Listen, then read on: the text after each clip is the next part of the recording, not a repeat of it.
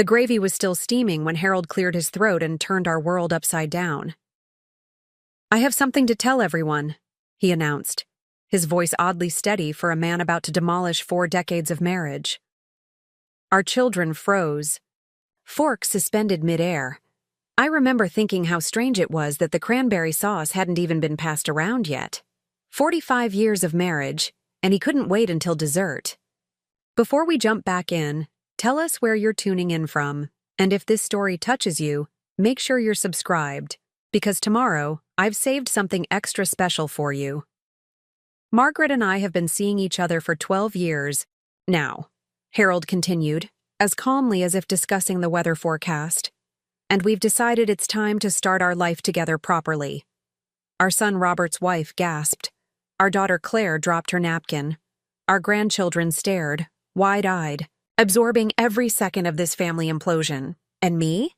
I sat perfectly still, my wedding ring suddenly heavy on my finger, watching my husband of 45 years destroy everything we'd built together over mashed potatoes and turkey.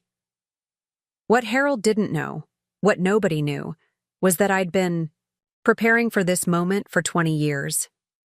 Not this exact scenario, of course, but I'd learned long ago that security meant more than a gold band and whispered promises. So while he was busy with his Margaret, I'd been busy too. And now, as devastation crept across my children's faces, I felt a strange calm wash over me. The storm had finally arrived, but I had built myself a fortress. "Well," I said, reaching for the gravy boat, "I suppose that makes the second announcement of the evening much simpler. My name is Eleanor Winters. I'm 72 years old now, though on that fateful Thanksgiving, I was a much younger 67. Not that age matters much when your husband announces he's leaving you for another woman in front of your entire family. But I'm getting ahead of myself. I was born in a small town called Millfield, where everyone knew everyone else's business before they knew it themselves. My parents ran the local hardware store, and from a young age, I learned the value of $1, the importance of planning ahead, and the satisfaction of building something with your own 2 hands. Those lessons would serve me well, even if I wouldn't realize how well until decades later. I met Harold during my second year of college. He was studying business administration and had the kind of confidence that filled a room before he even stepped into it.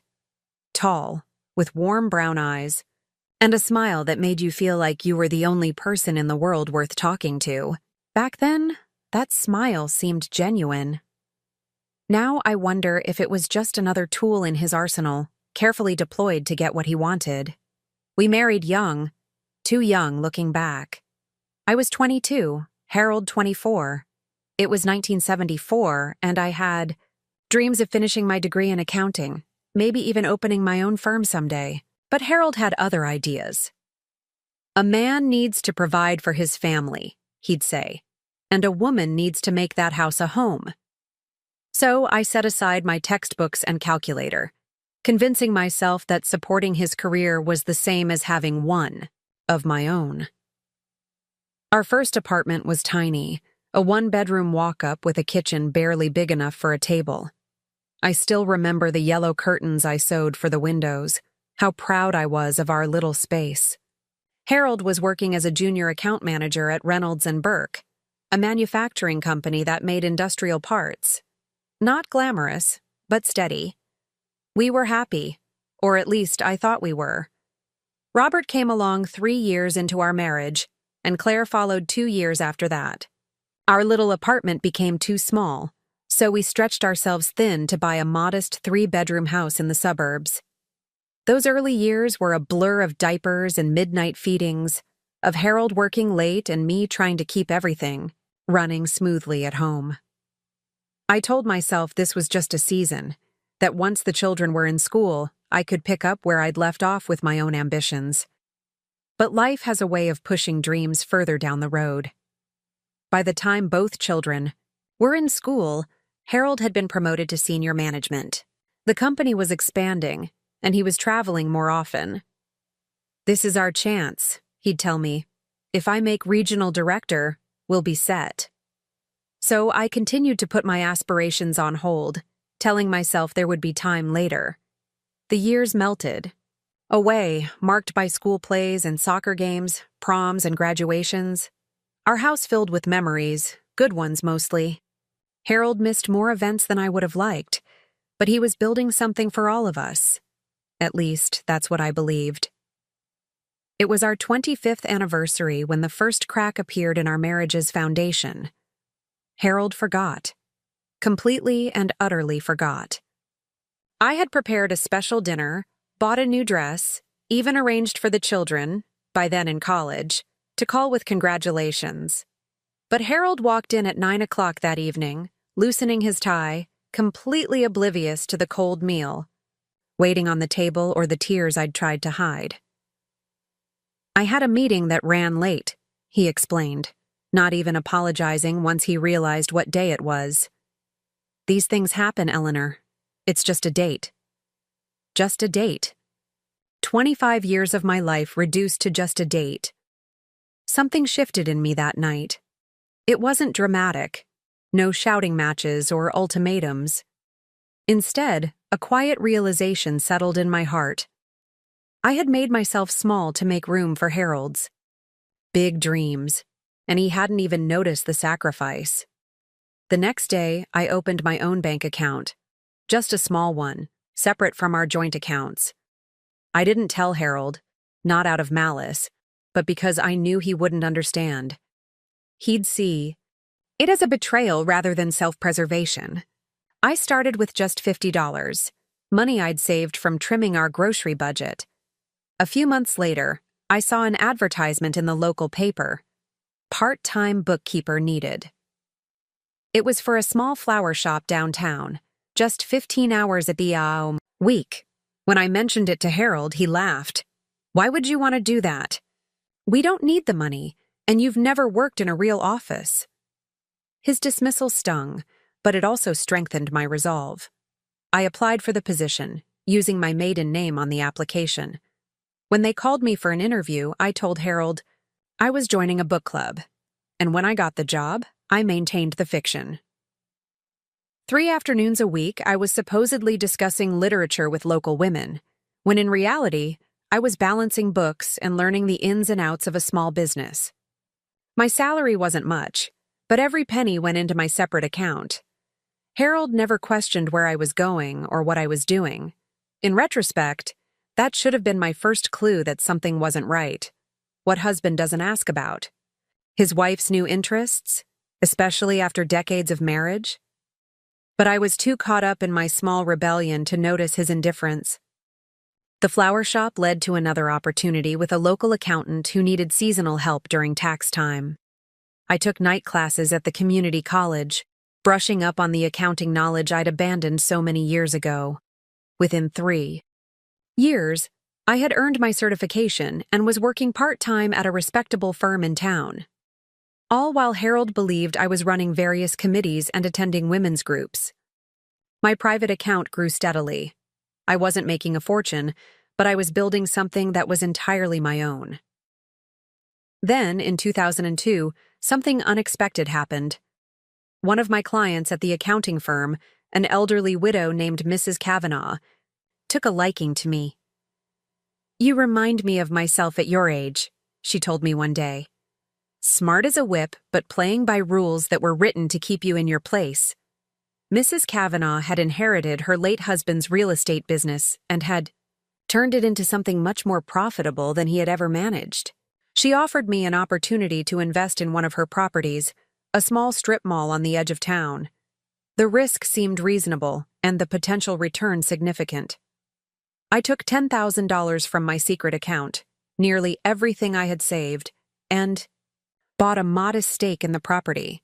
Harold, meanwhile, had been promoted to regional director as he'd always wanted.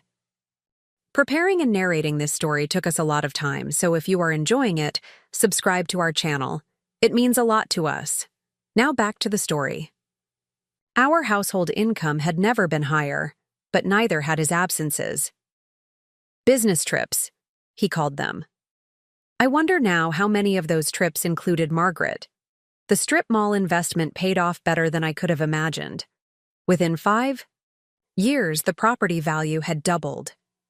Mrs. Kavanaugh, impressed with my financial acumen, invited me to invest in other ventures.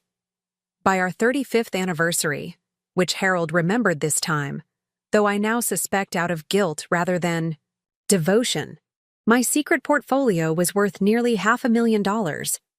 I diversified carefully. Commercial real estate, a few carefully selected stocks, even a silent partnership in a local restaurant that had become quite popular. I worked with a financial advisor, a woman deliberately chosen, who respected my need for privacy. All correspondence went to a P.O. box I had rented.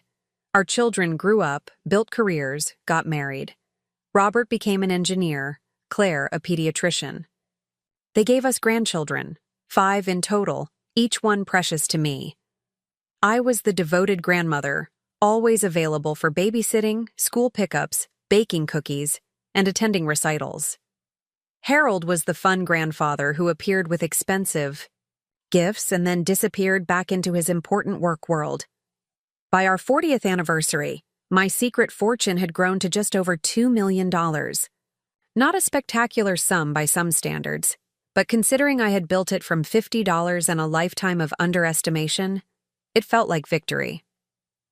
I could have revealed it then, perhaps even used it to retire together and finally enjoy the fruits of our labors. But something held me back. Some instinct told me to keep my powder dry, as my father would have said. And then came the day I found the receipt. It was such a small thing. A jeweler's slip for a diamond bracelet purchased 3 days before Christmas. The bracelet wasn't for me. I received a cashmere sweater that year.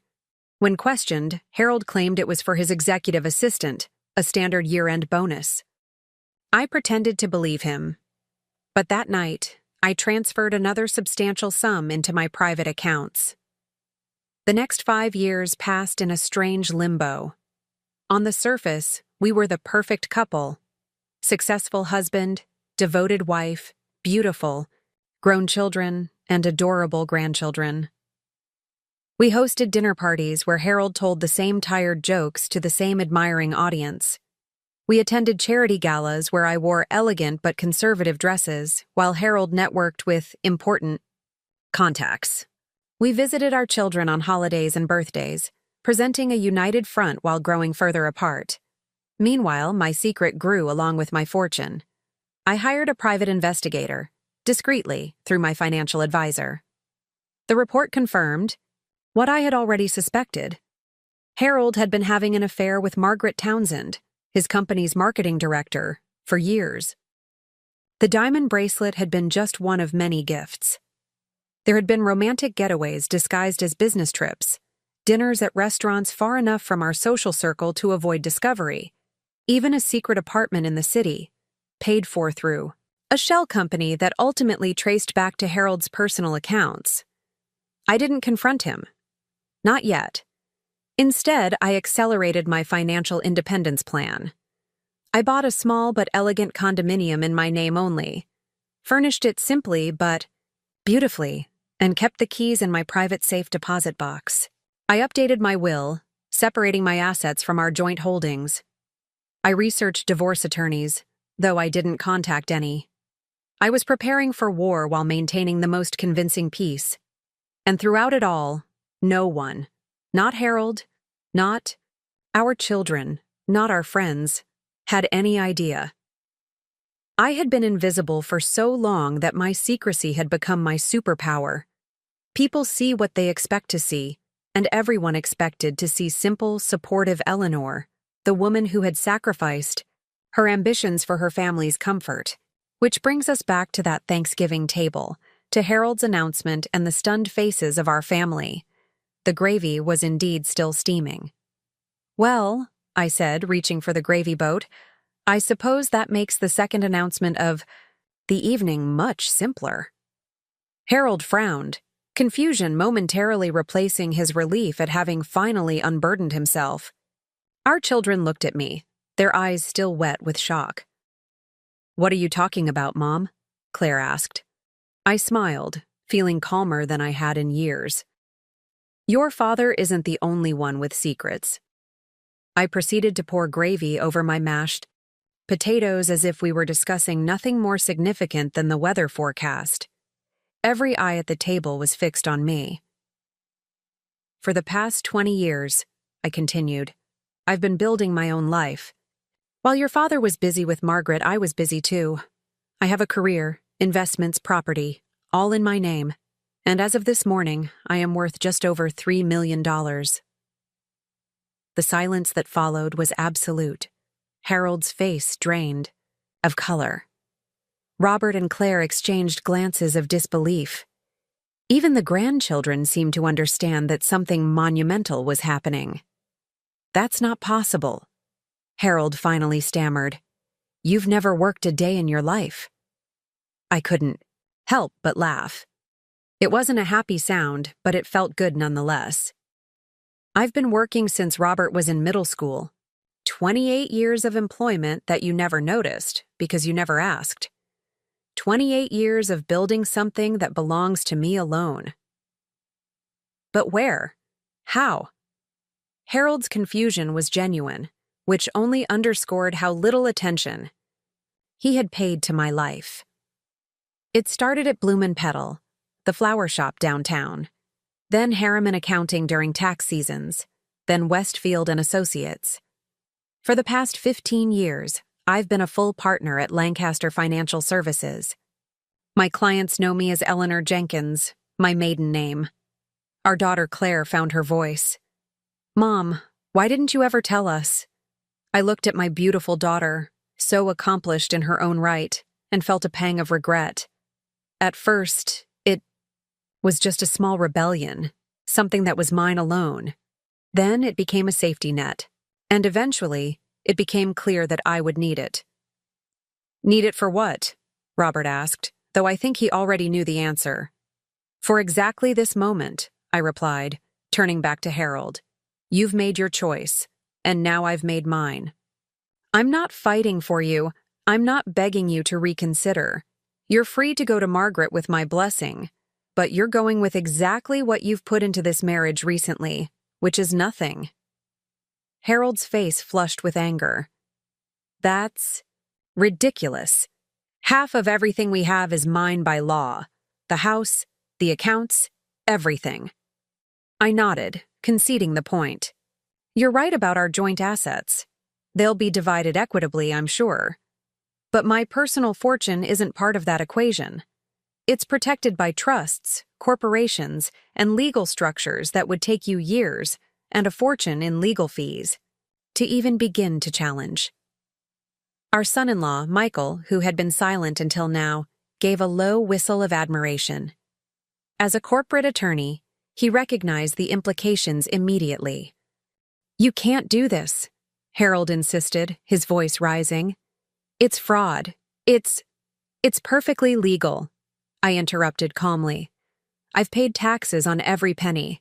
I've maintained separate finances legally and transparently. The only fraud at this table is the man who's been living a double life for 12 years while enjoying the comforts of a wife who managed his home, raised his children, and hosted his business dinners. The grandchildren were wide-eyed now, witnessing family history unfold in real time. Our eldest granddaughter, 16-year-old Lily, was watching me with something that looked like newfound respect. Harold pushed back from the table, his Thanksgiving dinner untouched. We'll see what my lawyer has to say about this, he threatened. I'm sure we will, I agreed pleasantly. Now, who would like more turkey? It seems a shame to let it go to waste. What followed was the strangest family meal I've ever experienced. Harold left in a fury, taking his overnight bag, already packed, I noted, and slamming the door behind him. The rest of us sat in awkward silence until our grandson Jack, only 7 at the time, asked innocently, "Does this mean we get 2 Christmases now?" The tension broke, and suddenly everyone was talking at once. Questions about my secret, career, my investments, my plans.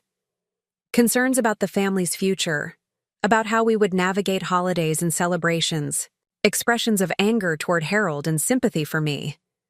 Through it all, I maintained my composure, answering honestly but without malice. Yes, I had suspected the affair for years.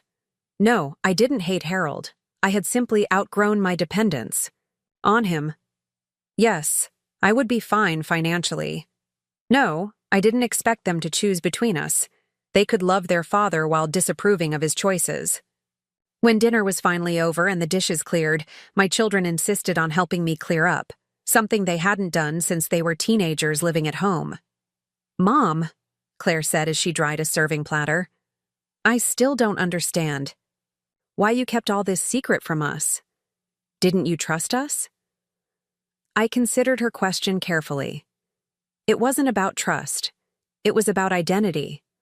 For most of my adult life, I was Harold's wife, your mother, the grandmother to your children. Those roles defined me to the world and even to myself. This, my work, my achievements, was the first thing that was truly mine. I needed to protect it until I was ready to share it. Later that night, after everyone had gone home and I was alone in the house that had witnessed 45 years of marriage, I poured myself a glass of wine and called a locksmith to change the locks.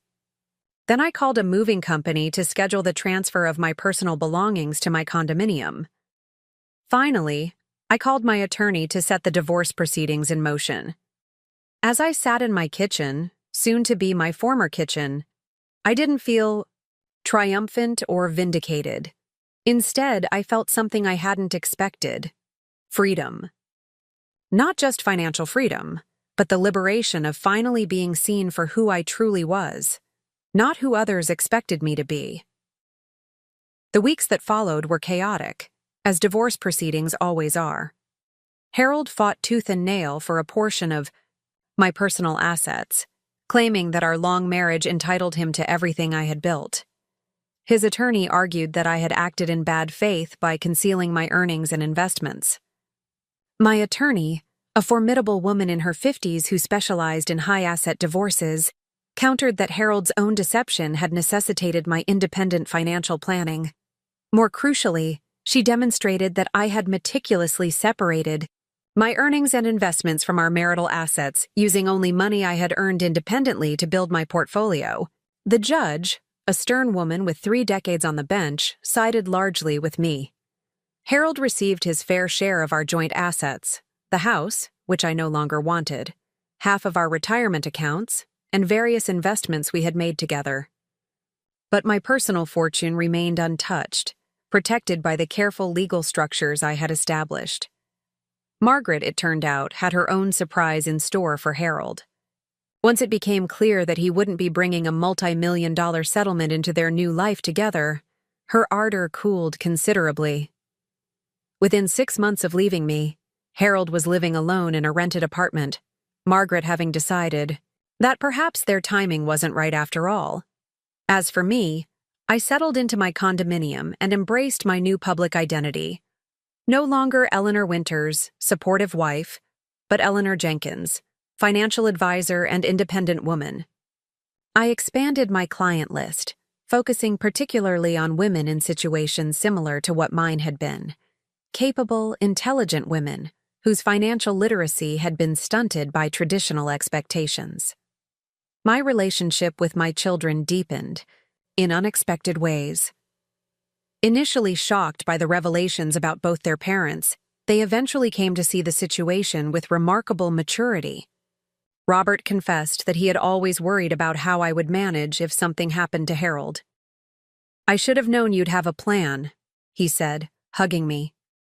Claire, ever the more emotional of the two, needed more time to process everything. "I feel like I never really knew either of you," she admitted during a tearful conversation. But eventually, she too came to appreciate the resilience I had demonstrated. "You're teaching my daughters that a woman's worth isn't defined by her marriage," she told me. "That's a gift I never expected." Harold and I remained distantly civil for the sake of family gatherings. He never apologized for the affair, though. He did eventually express grudging admiration for how I had prepared for the worst while hoping for the best. "You always were smarter than I gave you credit for," he acknowledged at Robert's 40th birthday celebration 3 years after our divorce. Yes, I agreed simply. I was. Today, 5 years after that fateful Thanksgiving, my life bears little resemblance to what it once was. I've scaled back my work to part-time, allowing me to travel, something Harold always claimed we would do someday, but never prioritized. I've visited Paris, Rome, Tokyo, and Sydney. Next month, I'm taking my eldest granddaughter, Lily, on a tour of college campuses, something I wish someone had done for me when I was her age.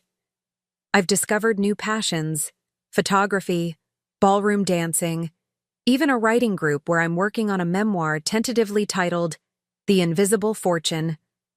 I've made new friends, real friends, not just the spouses of Harold's business associates, who know me as I truly am. Harold, I hear, is dating again, though not seriously. He retired last year, earlier than planned.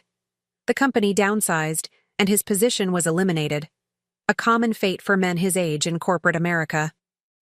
I feel a twinge of sympathy when I think of him rattling around his apartment alone, his grand plans with Margaret evaporated like morning dew.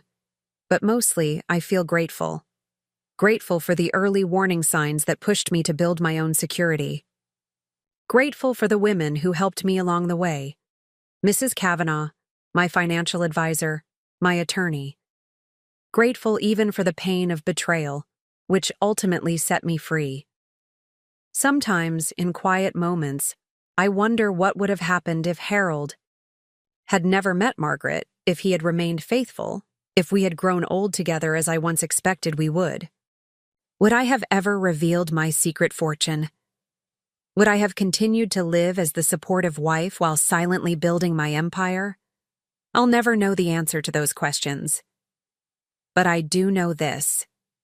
The woman I am today, independent, confident, fully herself, could never go back to being the woman I was before. Some transformations, once complete, can never be undone. And for that, perhaps, I owe Harold and Margaret a debt of gratitude after all. The silence that followed my announcement was deafening. I could practically hear the gears turning in Harold's head as he tried to process what I had just revealed. For a man who prided himself on being in control, this unexpected shift in power was clearly unbearable. His face cycled through an impressive range of emotions: shock, disbelief, anger, and finally, the beginning stages of panic. "You're bluffing," he finally said, his voice lacking its usual confidence. "There's no way you have that kind of money."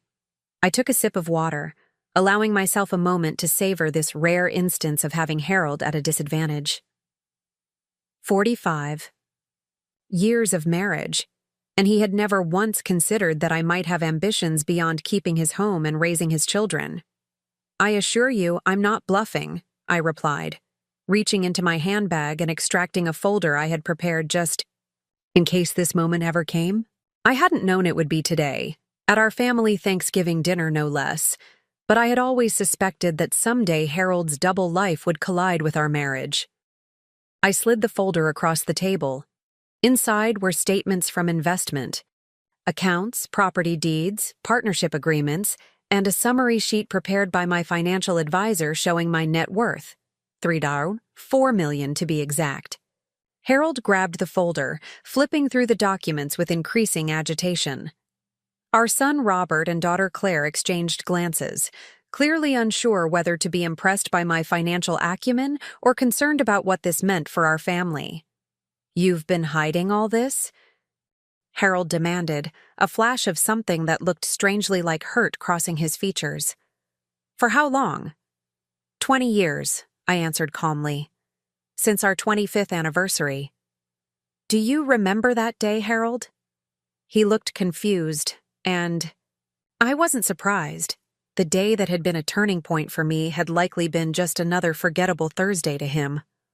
"You forgot our anniversary," I reminded him. "I made your favorite meal, bought a new dress, arranged for the children to call, and you came home at 9 o'clock, saying it was just a date." That was the day I realized I needed to create security for myself. Our youngest granddaughter, Emma, only 7 years old, tugged at her mother's sleeve. "Is Grandma rich?" she stage whispered, loud enough for everyone to hear. Claire hushed her, but I smiled at Emma. "Grandma has been very careful with her money, sweetheart. And yes, I suppose that does make me rich in some ways." "Can you buy me a pony?" Emma asked without missing a beat, and a surprised laugh escaped me, breaking some of the tension in the room. "That's enough, Emma," Claire admonished gently, but I could see she was grateful for the momentary lightening of the atmosphere. Harold was still staring at the financial statements, his brow furrowed. "These can't be real," he insisted. Though his voice lacked conviction. "Where would you even get the capital to make these investments?" "I got a job," I said simply. "Several jobs, actually, over the years. I started small, bookkeeping at a local flower shop, then tax preparation. Eventually, I became a licensed financial advisor. My clients know me as Eleanor Jenkins." "Jenkins?" Harold repeated. "Your maiden name?" I nodded. It seemed appropriate. "And you never thought to tell me any of this?" The irony of Harold, who had just confessed to a 12-year affair, questioning my honesty, was not lost on anyone at the table. "You never asked," I replied, and I saw my daughter Claire wince at the quiet devastation in those 3 simple words. "You never once asked about my day, my interests, my ambitions. You were so caught up in your own life, and apparently, in Margaret's, that you never noticed I was building one of my own." At the mention of Margaret's name, Harold's expression hardened. "This isn't about Margaret. This is about you lying to me for decades." I had expected this, the attempt to shift blame, to reframe my independence as a betrayal equivalent to his infidelity. I wouldn't allow it. "Let's be very clear, Harold," I said, my voice steady despite the emotions swirling through me. "What I did was create financial security for myself while remaining a devoted wife, mother, and grandmother. What you did was betray our marriage vows and family trust. These are not equivalent actions." Our son-in-law, Michael, always the peacemaker, cleared his throat. "Perhaps we should take a step back here. This is a lot for everyone to process." Robert, who had been uncharacteristically quiet, finally spoke up. "Dad, you can't seriously be comparing Mom's financial independence to your affair." Harold turned to our son, seemingly surprised to find himself without an ally. "You don't understand the complexities of marriage, Robert. Your mother and I had been growing apart for years," I finished for him. "That much is true. But there are ways to address that which don't involve deception and betrayal." Claire, ever the practical one, looked at her watch and then at her children.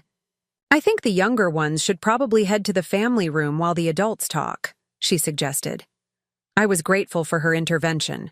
My grandchildren didn't need to witness this painful unraveling of their grandparents' marriage.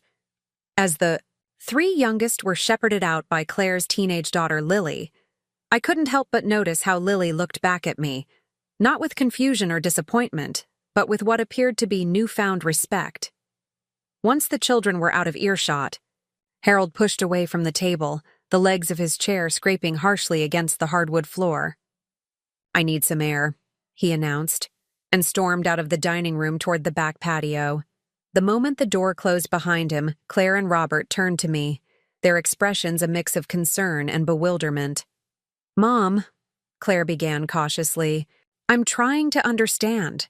All these years you've been working, building this fortune, and you never told any of us?"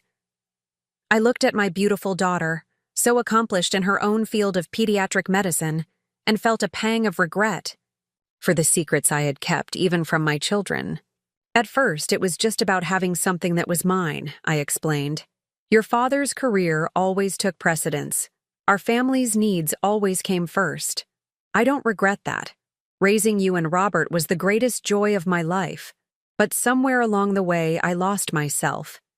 That job at the flower shop was the first step in finding Eleanor again, not just Mrs. Harold Winters." Robert ran a hand through his hair, a gesture so reminiscent of his father that it made my heart twist. But why keep it secret? Why not just tell Dad you wanted to work? I smiled sadly. I did once, when that bookkeeping position opened up. He laughed and said we didn't need the money, and I'd never worked in a real office. After that, I don't know. It became easier to create a separate life than to fight for space in the one we shared. And the money? Claire asked. How did you manage to build so much? Carefully, I replied. I lived through the recession of the early 80s. I saw what happened to women my mother's age who had devoted their lives to their husbands, only to be left with nothing when those marriages ended. I promised myself I wouldn't be vulnerable like that. I didn't mention my suspicions about Harold's fidelity, which had begun long before I found concrete evidence. Some truths didn't need to be spoken aloud, especially not now. Mrs. Kavanaugh, do you remember her, Robert? The widow who lived on Maple Street? She took me under her wing, taught me about real estate investment. I started small, reinvested the profits, diversified as I learned more. The compound interest of 2 decades is quite remarkable. Michael, who had been listening quietly, nodded with professional appreciation. It's impressive, Eleanor. Truly. Claire reached across the table and took my hand. I just wish you had felt you could share this part of your life with us. I wanted to, I admitted. Many times, but it became more complicated the longer. I waited. And then, I hesitated, not wanting to speak ill of Harold to his children, despite everything. And then you started to suspect Dad was having an affair. Robert finished for me, his insight catching me off guard. I nodded, not trusting myself to speak. How long have you known? Claire asked, her voice barely above a whisper. Suspected? Years. Known for certain? About 3 years. I found receipts for gifts I never received, noticed discrepancies in our joint accounts, overheard phone calls that ended abruptly when I entered the room. The usual signs, I suppose. And you stayed? Robert sounded incredulous. With your own money, your own career, why didn't you leave? It was a fair question, one I had asked myself countless times over the years. Partly habit, I acknowledged. Partly hope that things might change. And partly because I wasn't ready. I needed to be absolutely certain about my legal standing, about my financial security.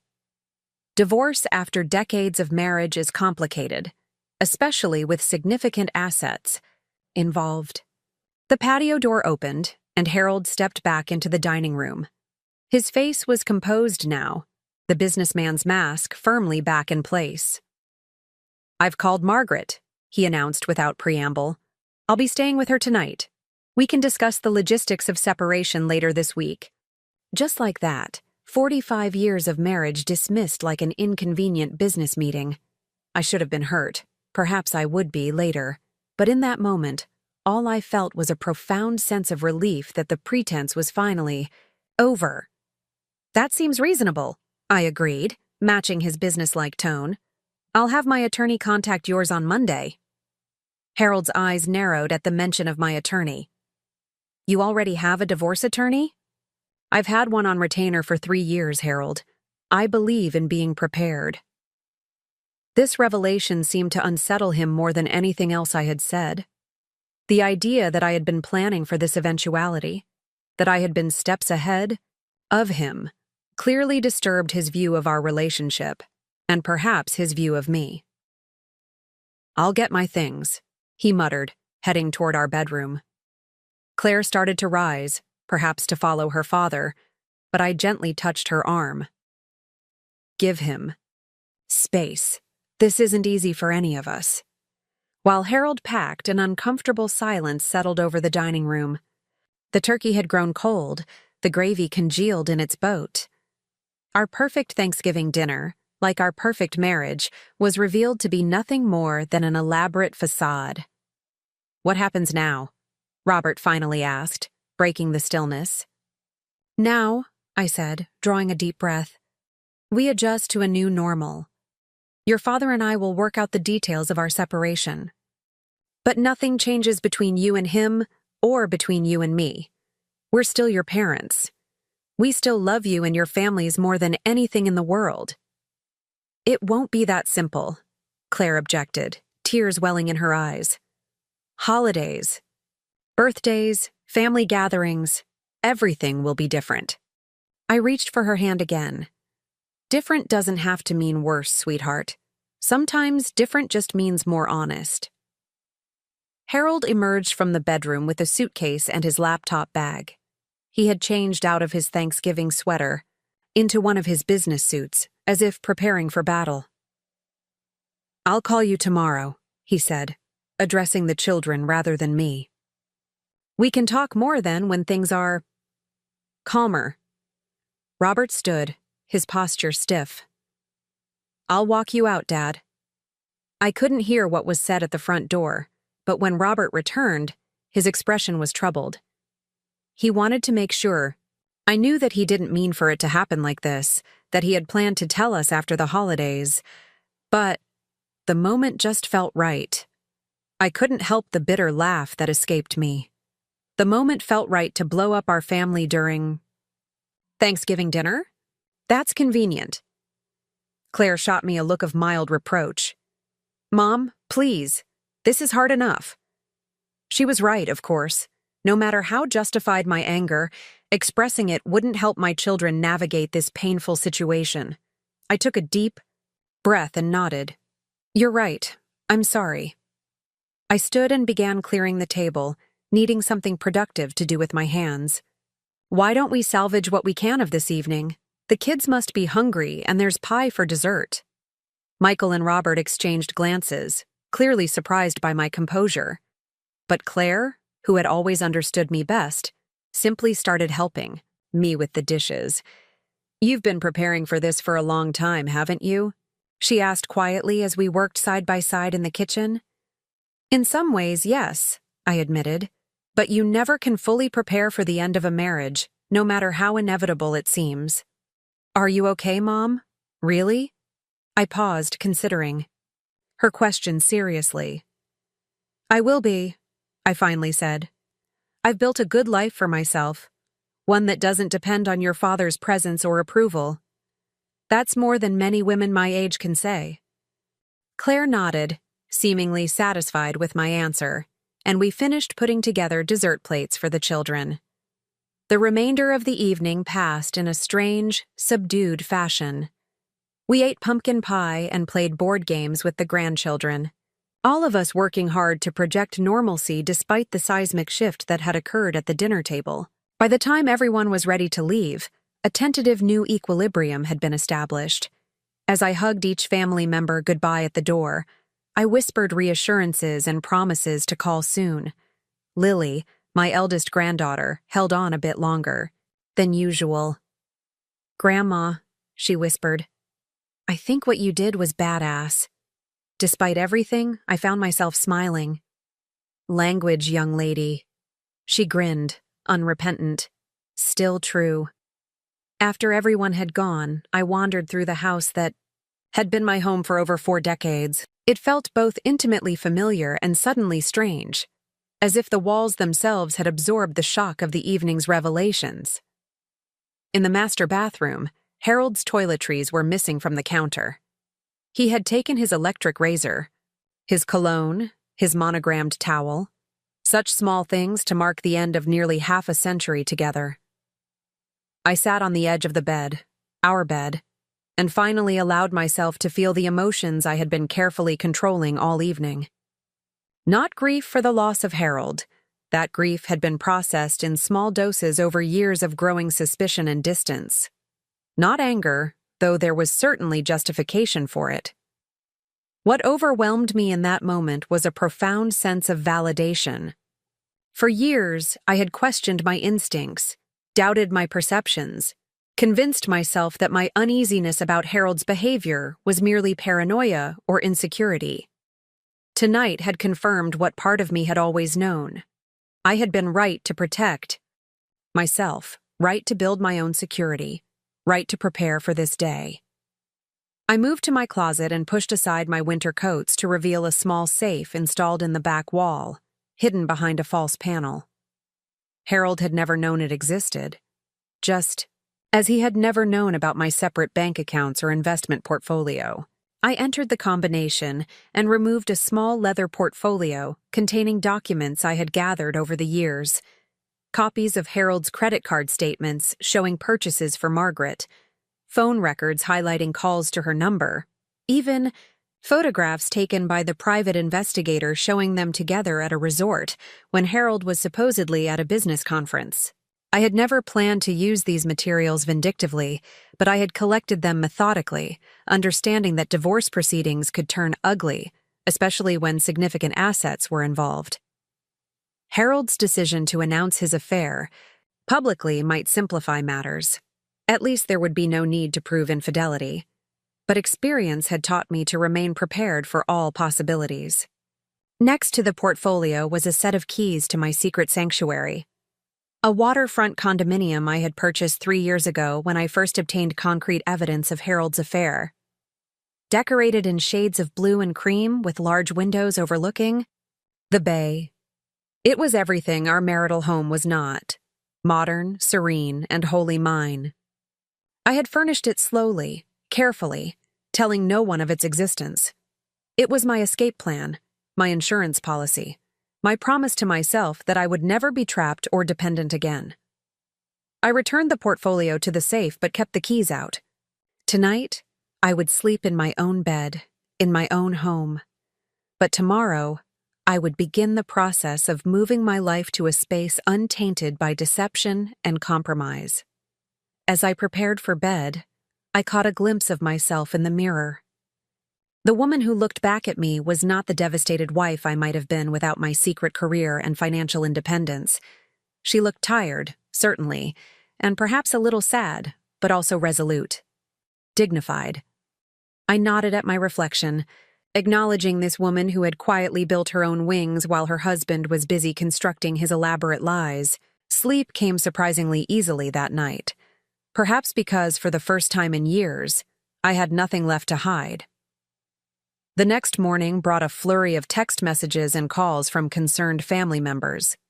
I reassured them all that I was fine, that I had expected this day would come eventually, that I was fully prepared to move forward with my life. Robert insisted on coming over with coffee and bagels, a transparent excuse to check on me in person. "You don't need to worry," I told him as we sat at the kitchen table. "I'm not going to fall apart." He studied me over the rim of his coffee cup. "It's not that I think you'll fall apart, Mom. It's just, this is a lot.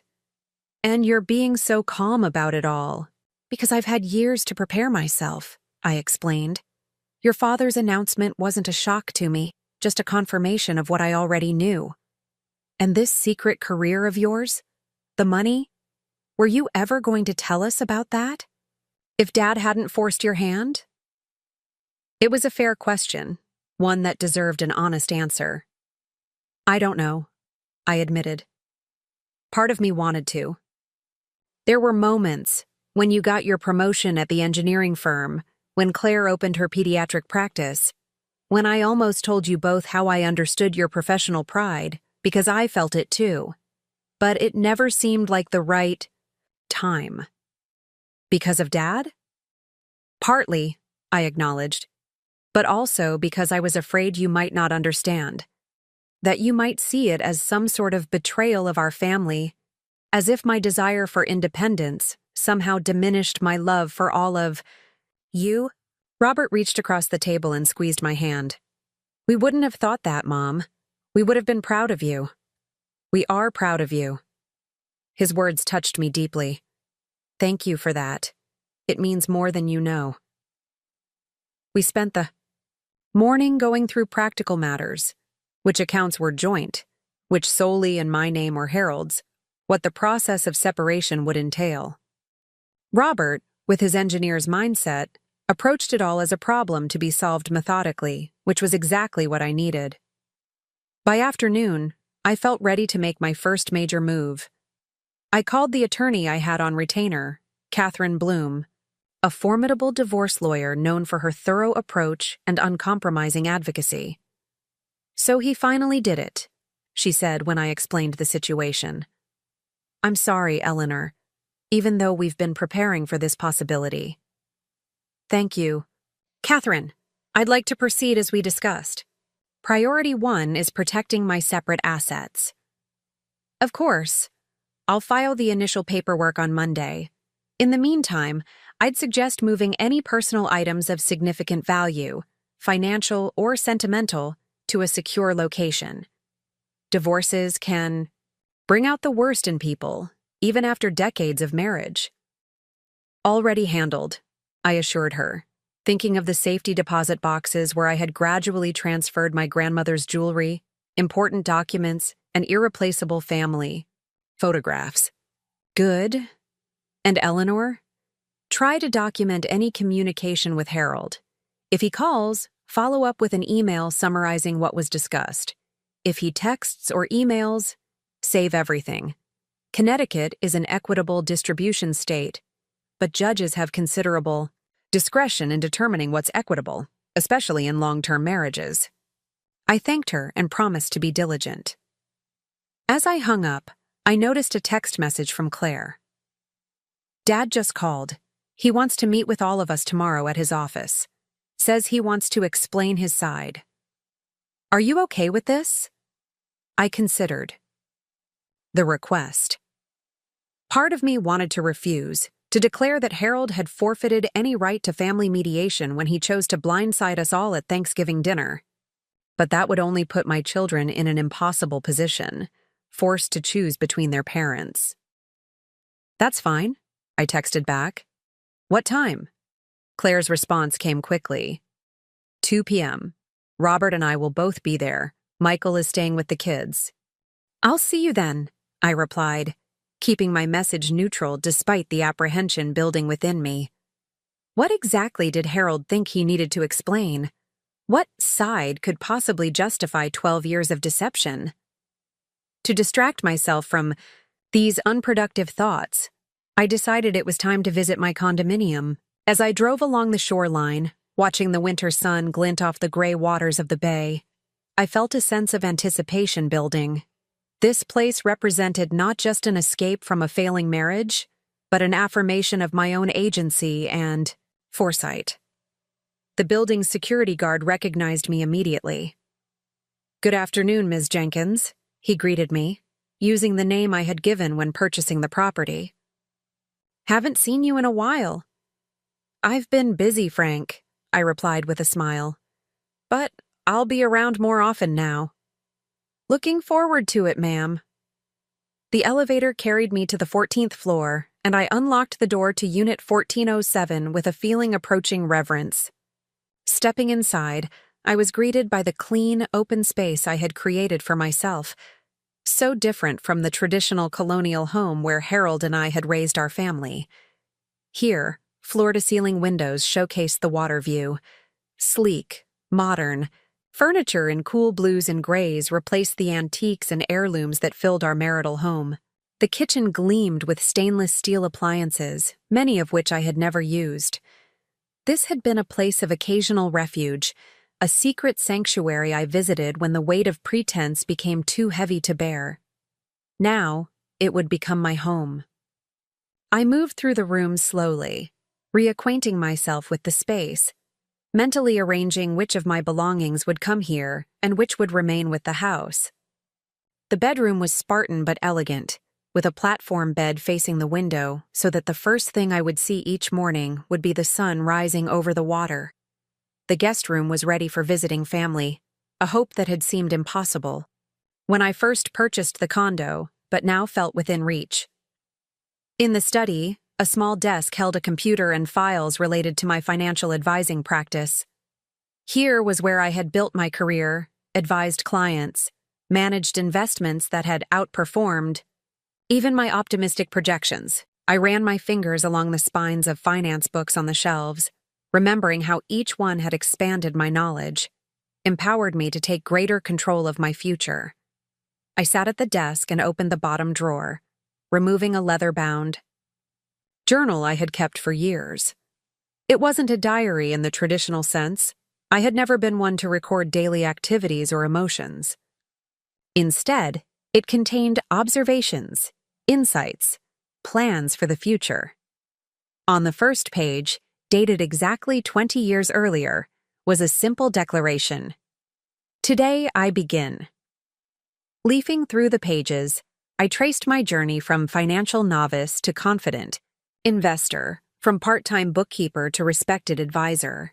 Between the lines, I could read the parallel story of my marriage's slow dissolution, not in explicit references to Harold's behavior, but in the growing certainty of my entries, the shift from contingency planning to active preparation for an independent life. The last entry was from 2 weeks earlier. The transfer to Coastal Trust is complete. All assets now protected under the terms we established. Ready for whatever comes next. I closed the journal and returned it to its drawer. Tomorrow would bring the inevitable confrontation with Harold, the beginning of legal proceedings, the complicated process of untangling two lives that had been intertwined for nearly half a century. But tonight, in this space that represented my foresight and resilience, I would allow myself to acknowledge a difficult truth. Alongside the pain of betrayal and the end of my marriage, I felt a profound sense of liberation.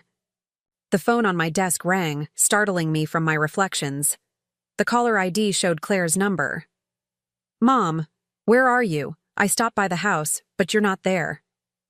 I hesitated for just a moment before deciding that the time for secrets was, I'm at my condominium, Claire, on Miller's Point." A pause, then, "You have a condo? Since when?" 3 years. "Would you like to come see it? I can text you the address." Another pause, longer this time. "Yes," she finally said. "I think I would." An hour later, Claire stood in my condominium's living room, taking in the panoramic view of the bay. The late afternoon sun cast long shadows across the water, painting the waves in shades of gold and amber. She had been silent since arriving, moving from room to room with an expression I couldn't quite decipher. "It's beautiful," she finally said, turning to face me. "Modern, not your usual style at all." I smiled, acknowledging the truth in her observation. That was deliberate.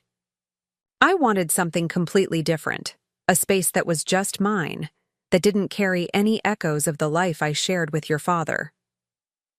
Claire ran her fingers along the back of the sleek gray sofa. "How often did you come here?" "Once or twice a month, usually when your father was traveling. I'd tell him I was visiting a friend or attending a book club meeting." "And he never questioned it? Never wanted to meet these supposed friends?" The hint of judgment in her voice stung, but I understood it. Claire had always idolized her father, perhaps because his occasional presence in her life made his attention seem more valuable. His career-focused absences had been reframed in her mind as necessary sacrifices rather than choices. "No," I answered. "Honestly, he never asked." Claire sank onto the sofa, suddenly looking exhausted. "I keep trying to reconcile the father I thought I knew with a man who could have a 12-year affair. Who could announce it at Thanksgiving dinner, of all places? And now I'm trying to reconcile the mother I thought I knew with." She gestured around the room. "All of this. A secret life. A secret fortune." I sat beside her, close, but not touching, respecting the space she needed to process everything. "I understand. It's a lot to take in. I never wanted to deceive you or Robert, but the longer I maintained my separate life, the harder it became to find the right moment to reveal it." "Were you ever going to tell us?" Her question echoed Robert's from earlier that day. "I think I would have eventually," I said after a moment's consideration. "Perhaps when your father and I finally separated, which I knew was inevitable. Or perhaps when I retired completely and no longer needed to maintain the professional identity I'd built." Claire looked at me directly, her eyes, so like Harold's, searching my face. Did you ever love Dad? Or was that part of the deception too? The question hit me like a physical blow. Of course I loved him, I replied, unable to keep the hurt from my voice. I loved him deeply, Claire. For many years, he was the center of my world. We built a life together, raised 2 wonderful children. That wasn't pretense. Then when did it change? When did you start? She trailed off, gesturing vaguely. Pulling away? I suggested. Planning for a life without him? It wasn't one moment, sweetheart. It was a gradual realization that your father and I had become fundamentally different people with different priorities. I noticed the signs of his distraction, his emotional withdrawal, long before I had concrete evidence of his affair. And instead of confronting him, you just built all this? She wasn't accusatory, merely trying to understand. I made a choice, I explained. I could have confronted him, demanded answers, perhaps even saved our marriage, though I doubt that was possible by the time I began to suspect Margaret. Or I could protect myself, create options, ensure that whatever happened, I wouldn't be left vulnerable. I chose the latter. Claire was quiet for a long moment, absorbing this. I think I understand, she finally said. I'm not sure I would have made the same choice, but I understand it. It was all I could ask for. Thank you. She glanced at her watch and sighed. I should get back to the kids. Michael has been handling them alone all day, and Emma has been asking questions about what happened with Grandpa. What will you tell her? I asked, curious about how my daughter would explain the situation to a 7-year-old. The truth, in simple terms, that sometimes grown-ups decide they don't want to be married anymore, and that it's not her fault or anything she needs to worry about. Claire stood, straightening her sweater. Will you be staying here tonight? I think so, yes. I need some time to think, to plan my next steps. Claire nodded, and I could see her organizing her thoughts, her practical nature asserting itself. Do you need help moving your things from the house? Not yet, I assured her. I have enough here. For now. I'll arrange for the rest later. As we walked to the door, Claire surprised me by pulling me into a tight hug. I'm still processing everything, Mom, she whispered against my shoulder. But I want you to know that I'm here for you, whatever happens next. I held her close, feeling the weight of decades of secrecy lifting slightly. Thank you, sweetheart. That means more than I can say. After Claire left, I wandered through the condominium again, this time with new eyes. This was no longer just a sanctuary or an insurance policy. It was my future, the setting for the next chapter of my life. The thought was both exhilarating and terrifying. I prepared a simple dinner and ate at the small table by the window, watching as the last light faded from the sky and the bay became a vast, dark expanse dotted with the lights of distant boats. For the first time in years, I didn't need to consider anyone else's preferences or schedule. I could eat when I was hungry, sleep when I was tired, read without interruption. It should have felt lonely, this first night of my new life. Instead, it felt like taking a deep breath after decades of holding it. The next day dawned clear and cold, sunlight glinting off the water and illuminating the sprinkling of snow that had fallen overnight. I stood at the window with my coffee, mentally preparing for the meeting with Harold at 2 p.m.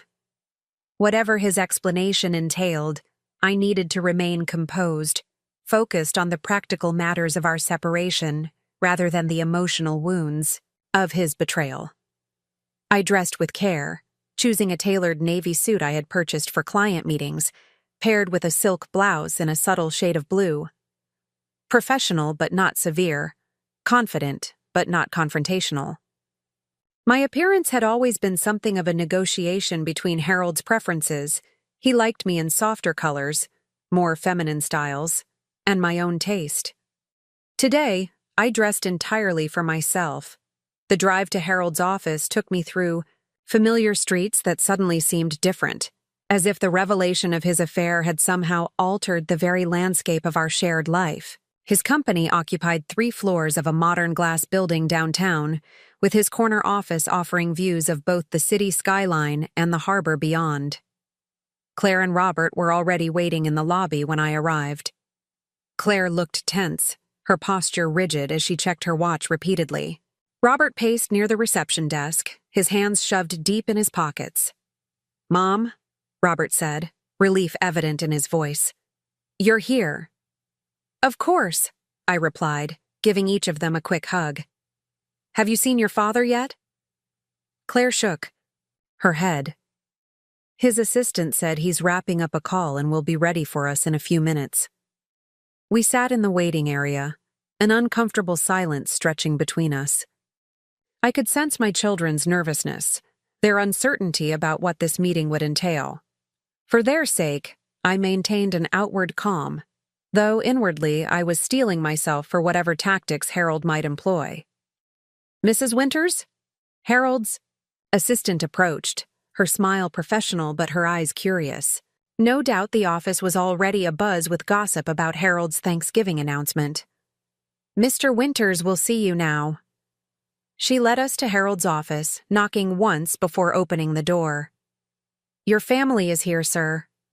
Harold stood behind his imposing desk, dressed in one of his best suits, his silver hair perfectly styled. Even now, after everything, I couldn't deny he cut an impressive figure.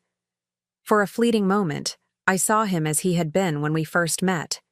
Young, ambitious, full of plans for the future we would build together.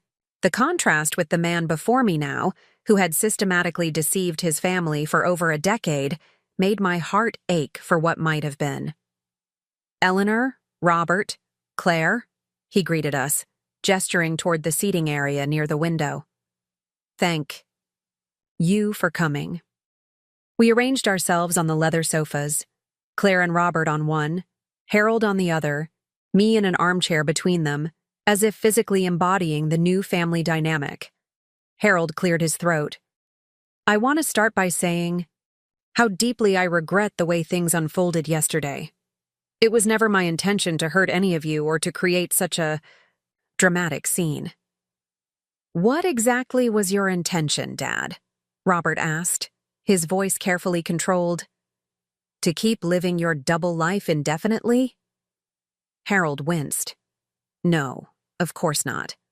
Margaret and I had discussed making our relationship public after the holidays. We thought it would be less disruptive that way." "Less disruptive," Claire repeated flatly. "Because finding out our father has been having an affair for 12 years would be so much easier to process after Christmas." I remained silent, observing this exchange between father and children, noting how Harold's confident facade cracked slightly under their direct questioning. "I understand your anger," Harold said, attempting to regain control of the conversation. "I made a terrible mistake in how I handled this situation, but I want you both to know that my relationship with Margaret doesn't change how much I love you or how proud I am of the adults you've become." Claire's expression softened slightly at this, but Robert remained unmoved. "If you loved us, Dad, you wouldn't have lied to us for over a decade. You wouldn't have betrayed Mom." Harold's jaw tightened. "My relationship with your mother is complicated, Robert. It hasn't been a real marriage for many years." "By whose definition?" I finally spoke, my voice calm but firm. "Because from where I sit, I fulfilled every commitment I made to you. I raised our children, managed our home, supported your career, attended your business functions, played the role of devoted wife, even as I suspected you were building a life with someone else. And apparently built quite a life of your own. In secret," Harold countered, a flash of anger breaking through his controlled exterior. "You can hardly claim transparency was a priority for you, Eleanor." "There's a significant difference between financial independence and infidelity, Harold, and you know it." I refused to let him equate the two, to use my private career as justification for his betrayal. Harold ran a hand through his hair, a gesture of frustration I recognized from our rare arguments. I didn't ask you here to rehash who wronged whom. We need to discuss practical matters. The house, our joint accounts, how we'll handle family gatherings moving forward. You're right, I agreed, steering the conversation back to logistics rather than emotions. Let's focus on that. For the next hour, we outlined the initial steps of our separation. Harold had already spoken with his attorney and proposed that we each maintain our personal accounts while freezing withdrawals from joint ones until a formal agreement could be reached. He suggested I remain in the house temporarily while he stayed with Margaret, a proposal that nearly brought a sardonic smile to my face. He had no idea I had my own place, was assuming I would need his generosity to avoid homelessness. That won't be necessary, I informed him. I have my own living arrangements.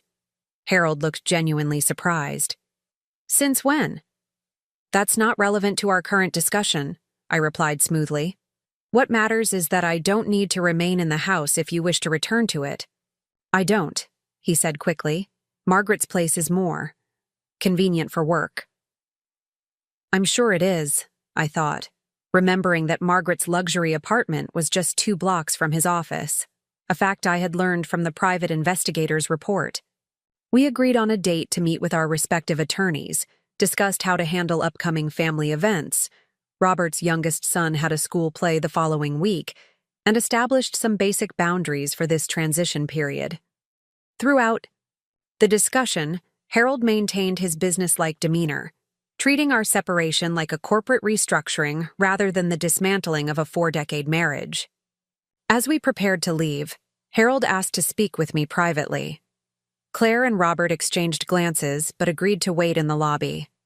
When the door closed behind them, Harold's professional mask slipped, revealing a mix of emotions I couldn't fully decipher.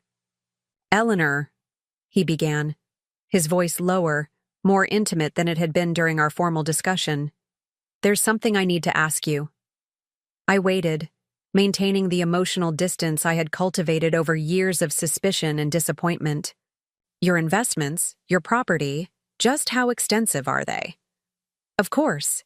Even now, Harold's primary concern was financial.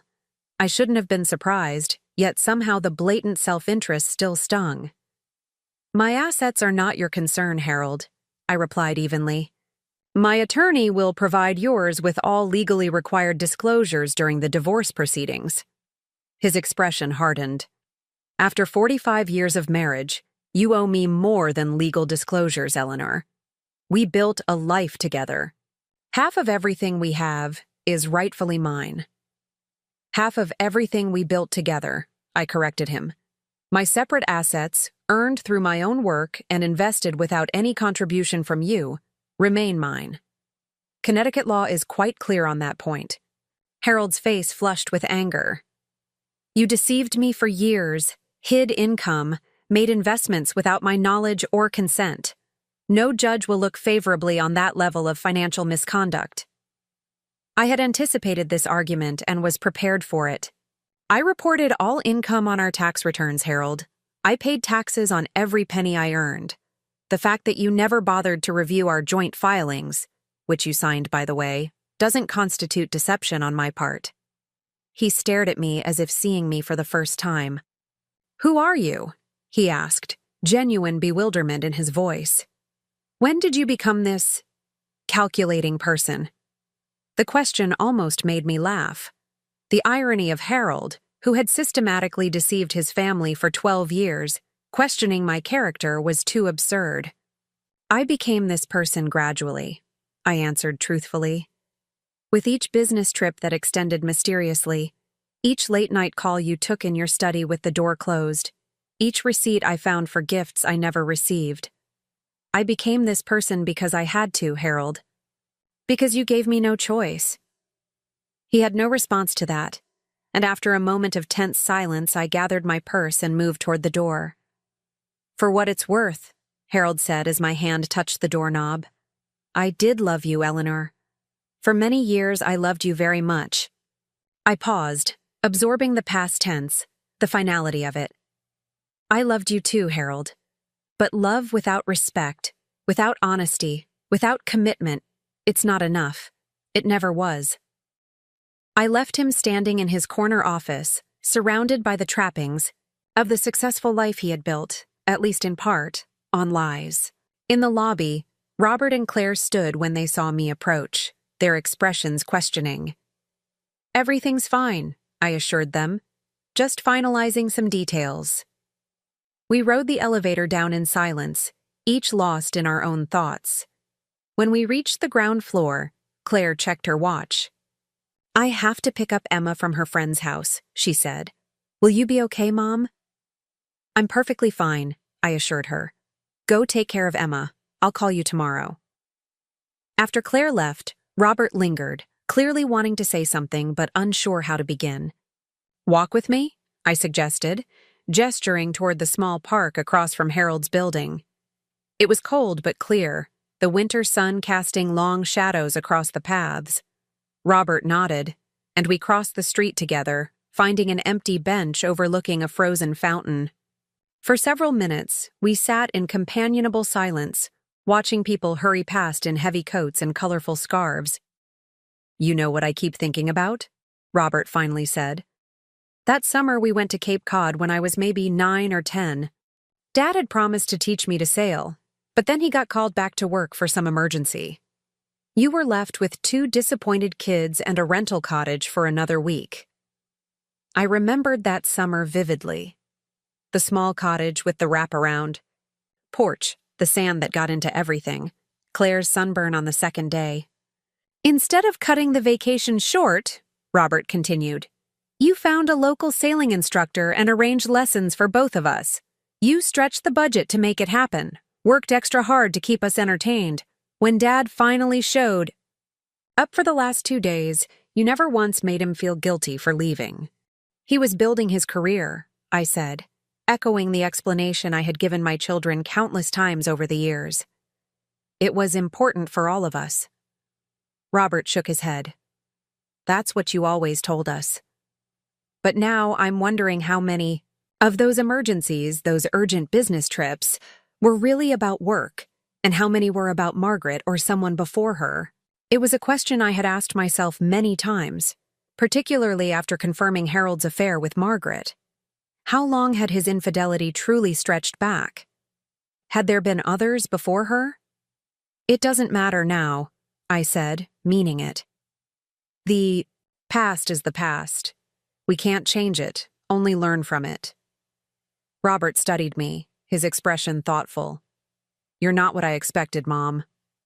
"What did you expect?" "I don't know. Anger, bitterness, tears." He gestured vaguely. "When Dad made his announcement, for a split second I thought you might fall apart right there at the dinner table. But instead, you just took control, revealed this whole other side of yourself that none of us knew existed." I smiled, touched by his concern.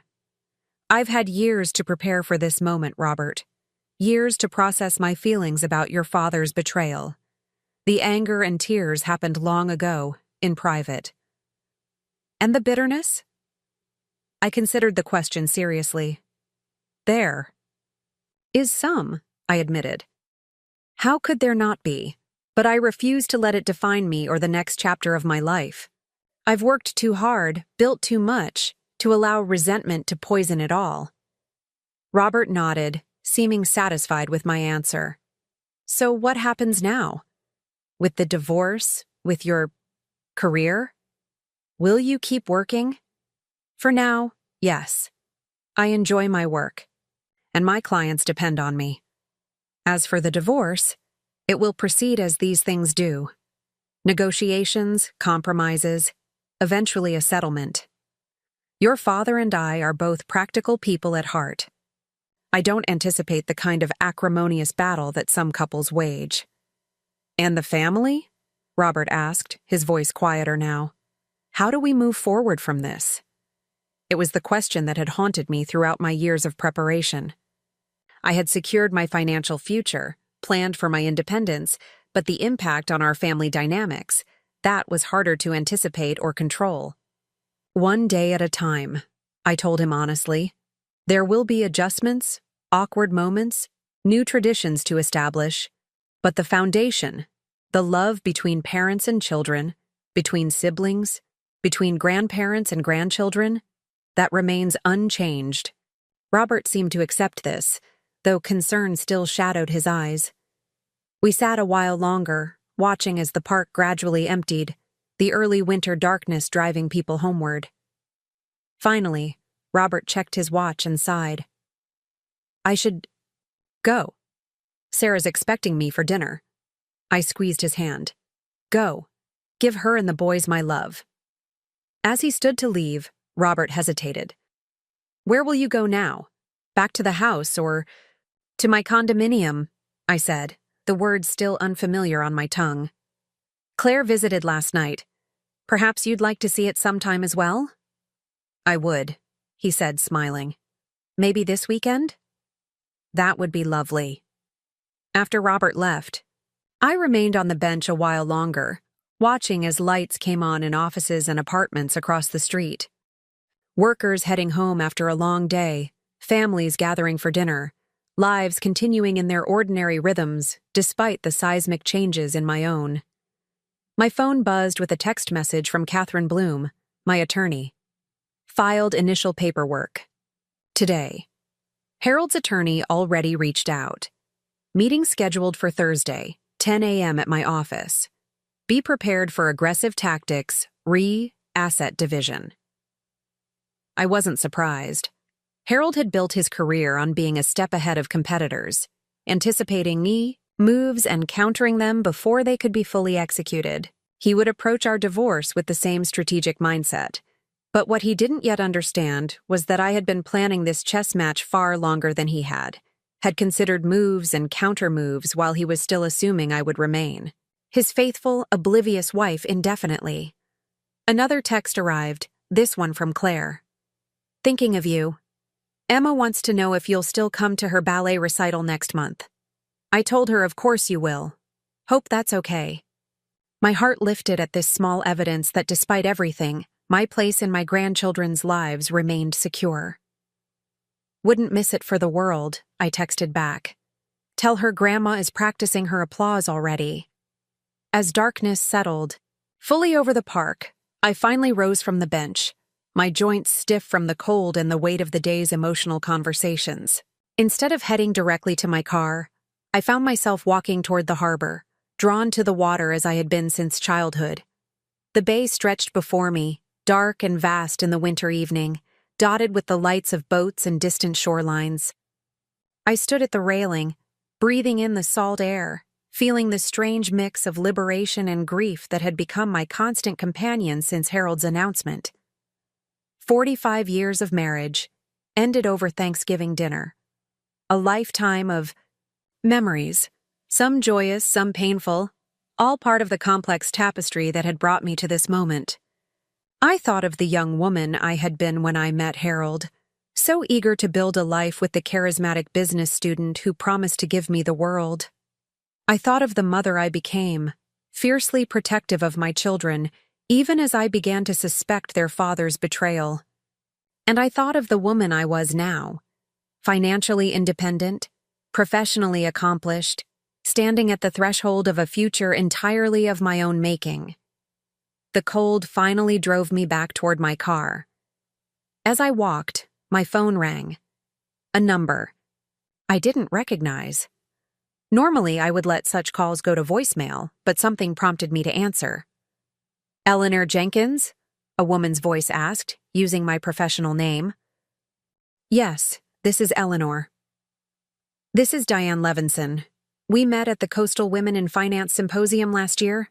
I hope you don't mind my calling. Marianne Chen gave me your number. I remembered Diane, a sharp-minded investment banker in her 40s who had asked insightful questions during my panel presentation on retirement planning for professional women. Of course, Diane. What can I do for you? I heard through the grapevine that you might be taking on new clients, she said.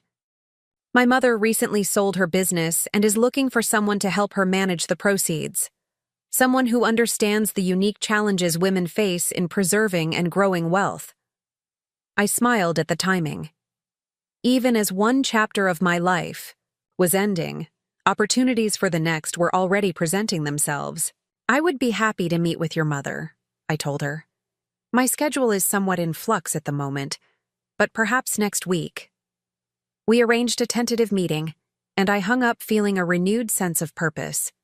My professional reputation, built carefully over 2 decades of dedicated work, was opening doors even as others were closing. By the time I reached my condominium, the emotional exhaustion of the day had caught up with me. I kicked off my shoes just inside the door and moved directly to the kitchen, where I poured myself a glass of the Cabernet I kept for special occasions. This day, the first full day of my new life, certainly qualified. I carried the wine to the window, gazing out at the lights reflecting on the dark water below. Tomorrow would bring new challenges. Meetings with attorneys, discussions about asset divisions, continued navigation of the shifting family dynamics.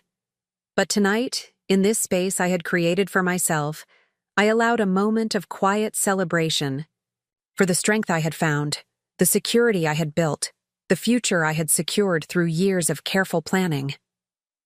The woman reflected in the window glass looked tired but resolute. Not broken, not defeated, but standing tall in the knowledge of her own capability and worth. I raised my glass to her, to myself, in a silent toast. To new beginnings, I whispered, and to the power of preparation.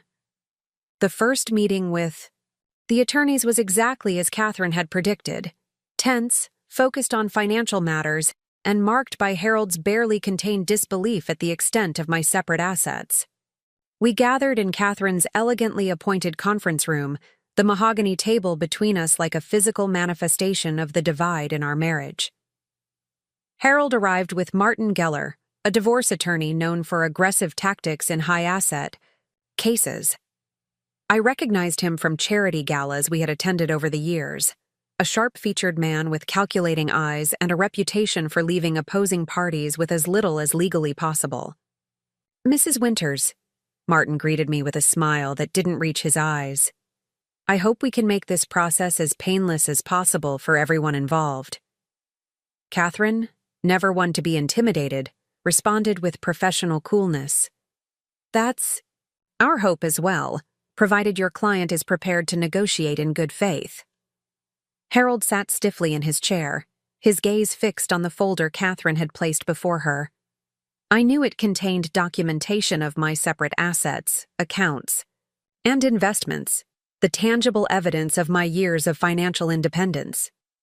"Before we begin," Martin said, "my client has instructed me to express his willingness to be generous in the division of marital assets, given the length of the marriage and Mrs. Winters' limited employment history." I bit back a smile. At this transparent attempt to establish me as the financially dependent spouse, Catherine didn't bother hiding her amusement. "How thoughtful," she replied. "However, as the documentation we're about to share demonstrates, Mrs. Winters is quite capable of supporting herself. In fact, her personal assets significantly exceed those held jointly with Mr. Winters." She slid copies of my financial disclosures across the table. I watched Harold's face as he began reviewing the materials, noting the exact moment when comprehension dawned. His eyes widened, his jaw tightened, and a flush crept up his neck. "This can't be accurate," he said, looking up from the papers. "Eleanor never earned this kind of money. Where did it come from?" "Every penny is accounted for," Catherine assured him. "As you'll see in the documentation, Mrs. Winters has been employed as a financial advisor for over 15 years, operating under her maiden name. Her investments have performed exceptionally well, particularly her real estate holdings and early-stage investments in several technology companies." Martin leaned close to Harold, whispering something that made him frown more deeply. I could guess the content. Warnings that challenging my financial disclosures would be difficult without evidence of fraud or hidden assets. "We'll need time to review these materials thoroughly," Martin finally said. And we reserve the right to request additional documentation regarding the origin of these funds. Of course, Catherine agreed pleasantly. Everything has been meticulously documented, but we're happy to provide any clarification needed. The meeting continued for another hour, focusing on procedural matters and timelines. Throughout, Harold kept glancing at me with an expression I couldn't quite decipher, somewhere between anger and a reluctant sort of respect. When we finally adjourned, Catherine remained behind to speak with Martin about scheduling, leaving Harold and me alone in the hallway outside her office. "You've been planning this for years," he said quietly, not quite an accusation, but close. "I've been building security for myself," I corrected. "There's a difference. You never trusted me." Now there was definite hurt in his voice, which might have moved me if not for the absurdity of his complaint. "And you proved that instinct correct, didn't you?" I replied, keeping my voice level. 12 years with Margaret, Harold. 12 years of lies. He had the grace to look away, unable to meet my gaze. "It wasn't what you think." "What I think doesn't matter anymore," I told him. "What matters is moving forward with as much dignity as possible, for the sake of our children and grandchildren." Harold nodded, then hesitated as if wanting to say more. But whatever it was remained unspoken as Catherine emerged from her office, signaling that our conversation was over. "I'll call you later," she told me as I prepared to leave. "There are a few points Martin raised that we should discuss." I nodded, grateful as always for her competence and discretion. As I walked toward the elevator, I was acutely aware of Harold's gaze following me. For decades, I had been his wife, his support system, the steady presence that enabled his success. Now I was a stranger to him, a woman with resources and resolve he hadn't known I possessed. The realization brought not satisfaction, but a complex mixture of sadness and vindication. There was no joy in proving Harold wrong about me, only a quiet affirmation that my instincts to protect myself had been justified. Outside, the January air was brisk, carrying the promise of snow later in the day. I pulled my coat tighter and walked toward my car, my mind already moving on to the next items on my agenda. I had a client meeting at 11, followed by lunch with a former colleague who had reached out after hearing about my impending divorce. Life was continuing, reshaping itself around the new reality of my independence. My phone buzzed as I reached my car, a text from Claire. "How did it go with the lawyers?" Dad already called Robert, sounding upset. I smiled at my daughter's concern. "Fine," I texted back. "Professional on all sides. Your father is just processing some new information." Her response came quickly. "Want to talk about it over dinner tonight? Emma's been asking to see your special apartment ever since I mentioned it." The invitation warmed me. Despite the upheaval of recent weeks, my bond with Claire was growing stronger, more honest than it had been in years. "I'd love that," I replied. "Shall I cook? Or would Emma prefer pizza?" "Pizza!" came the immediate response, making me laugh. Some things never changed. My granddaughter's enthusiasm for pizza had been a constant since she was old enough to eat solid food. I navigated through downtown traffic with a lighter heart than I'd had entering the attorney's office.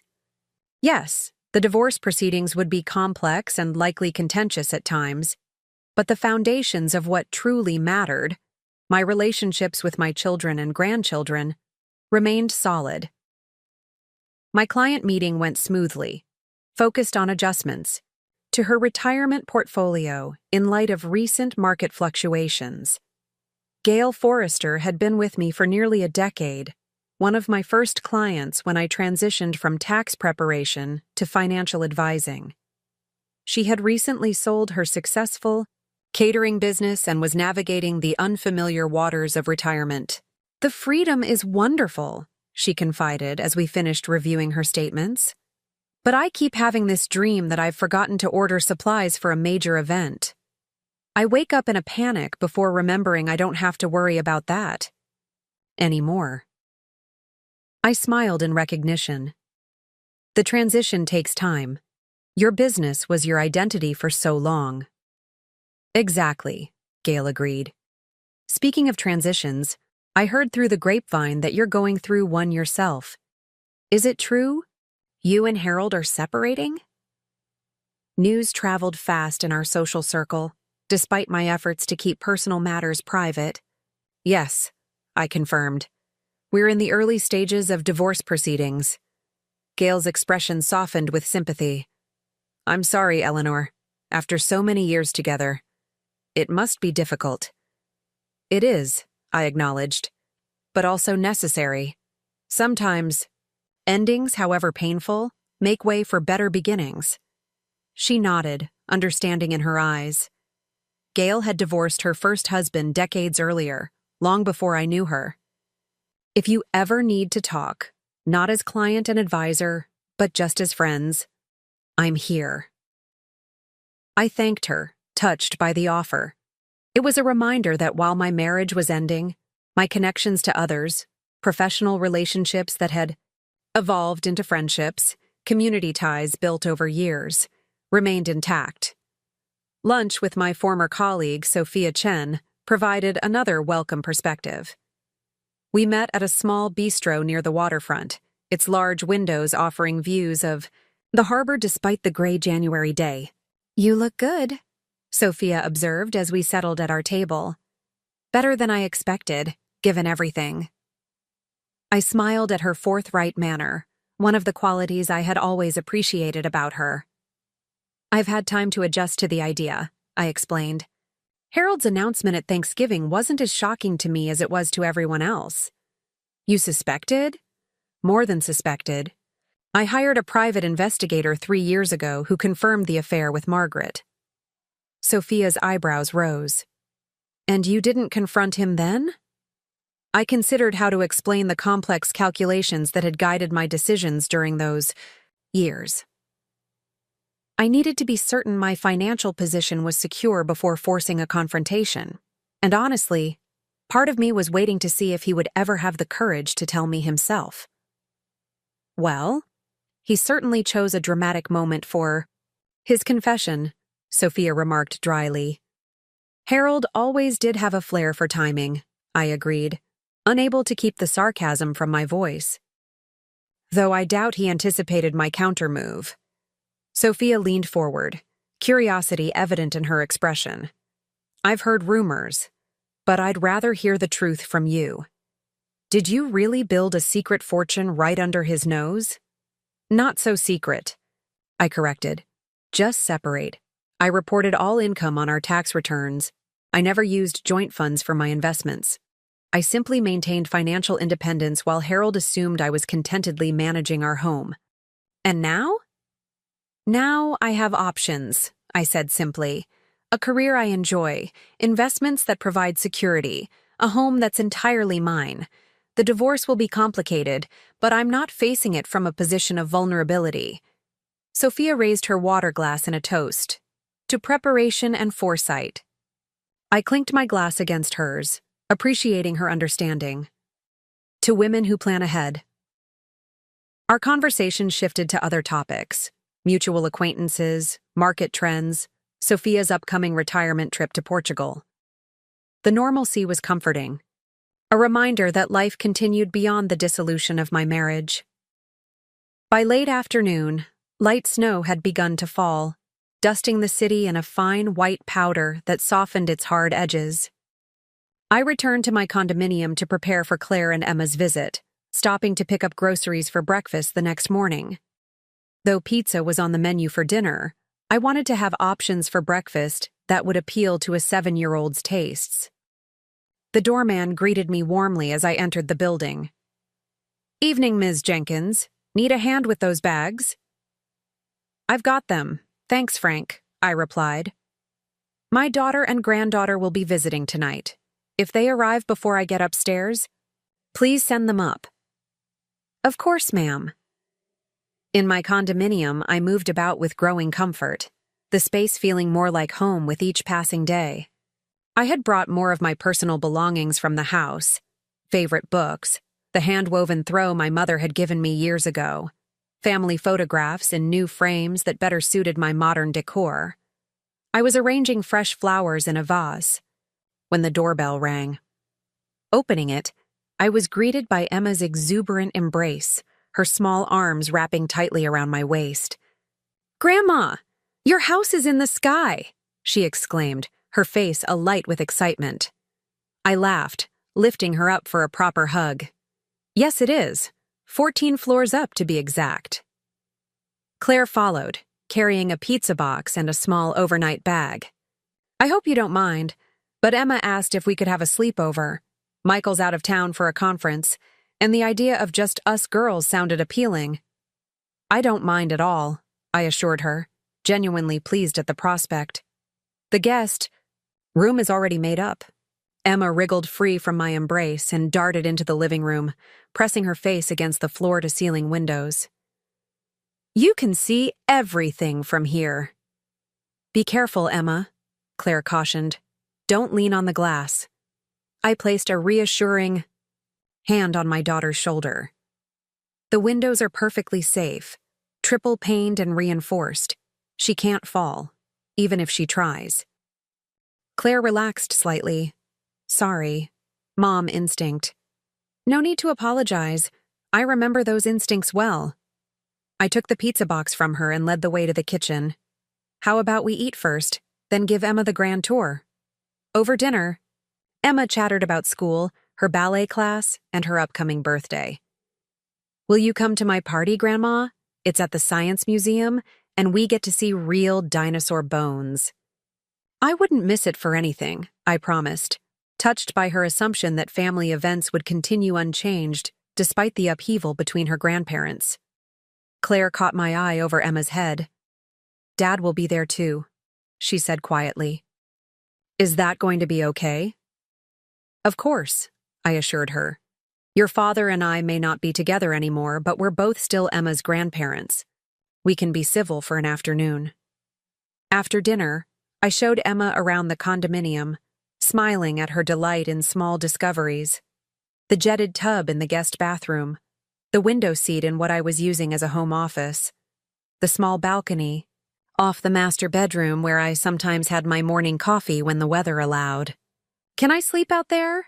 she asked, peering through the glass doors at the snow-dusted balcony furniture. Claire laughed. "It's 20 degrees outside, honey. Not exactly camping weather." "Maybe in the summer," I suggested. "We could set up a little tent out there for a pretend campout." Emma's eyes widened at the prospect. "With s'mores?" "Definitely with s'mores," I agreed, though we might need to use the microwave instead of a campfire. While Claire supervised Emma's bedtime routine, I prepared a pot of tea and arranged some of the ginger snap cookies I'd purchased on a plate. When Claire joined me in the living room, we settled on opposite ends of the sofa, cups of steaming tea in hand. "She's finally asleep," Claire reported. All that excitement wore her out. "It's good to have her here," I said, realizing how much I had missed the everyday sounds of family life. A child's laughter, bedtime stories, the small domestic rhythms that had structured my days for so long. Claire studied me over the rim of her cup. "How are you really doing, Mom? The truth, not the composed version you've been presenting to everyone."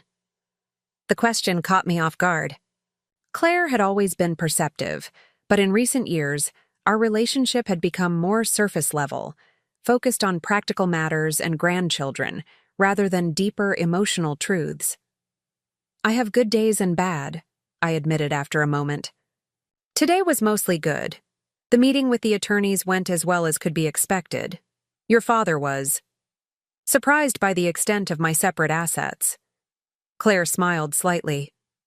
"I can imagine. Dad's always prided himself on being the financial wizard in the family." "Indeed." I took a sip of tea, gathering my thoughts. "The hardest part isn't the legal proceedings, or even the end of the marriage itself. It's coming to terms with how much of my life was built around a relationship that wasn't what I thought it was. 45 years is a long time to invest in, something that ultimately proved hollow." "Was it all hollow?" Claire asked softly. All 45 years? I considered her question carefully, wanting to be honest without diminishing the good memories that were also part of our family's history. No, not all of it. There were years of genuine connection, of shared joy in watching you and Robert grow, of building a life together. Your father and I did love each other once, very much. When did you first suspect about Margaret? About Margaret specifically? 5 years ago? But the distance between us? The sense that your father was living a separate life? That began much earlier. Perhaps around the time you left for college. Without the daily responsibilities of raising children, the emptiness at the core of our marriage became more apparent. Claire nodded, a shadow crossing her face. I remember coming home that first Thanksgiving break and feeling like something had changed. You and Dad were so polite to each other, but there was this tension I couldn't quite identify. Her perception surprised me. I had thought we had hidden our growing estrangement well, maintaining the facade of a happy marriage. For our children's sake, we tried to shield you and Robert from our issues. I know, Claire said, and I appreciate that you never put us in the middle. But children sense these things, even when adults think they're being discreet. We sat in companionable silence. For a while, the snow falling more heavily outside, creating a cocoon of quiet around us. What about you? I finally asked. How are you processing all this? Claire sighed, setting her cup down on the coffee table. It's strange. I'm angry at Dad for the affair, for lying to all of us for so long. But I'm also trying to understand how a marriage reaches that point, where secrets and separate lives seem easier than honest communication. I heard the unspoken question in her words. Was she learning the wrong lessons from my failed marriage?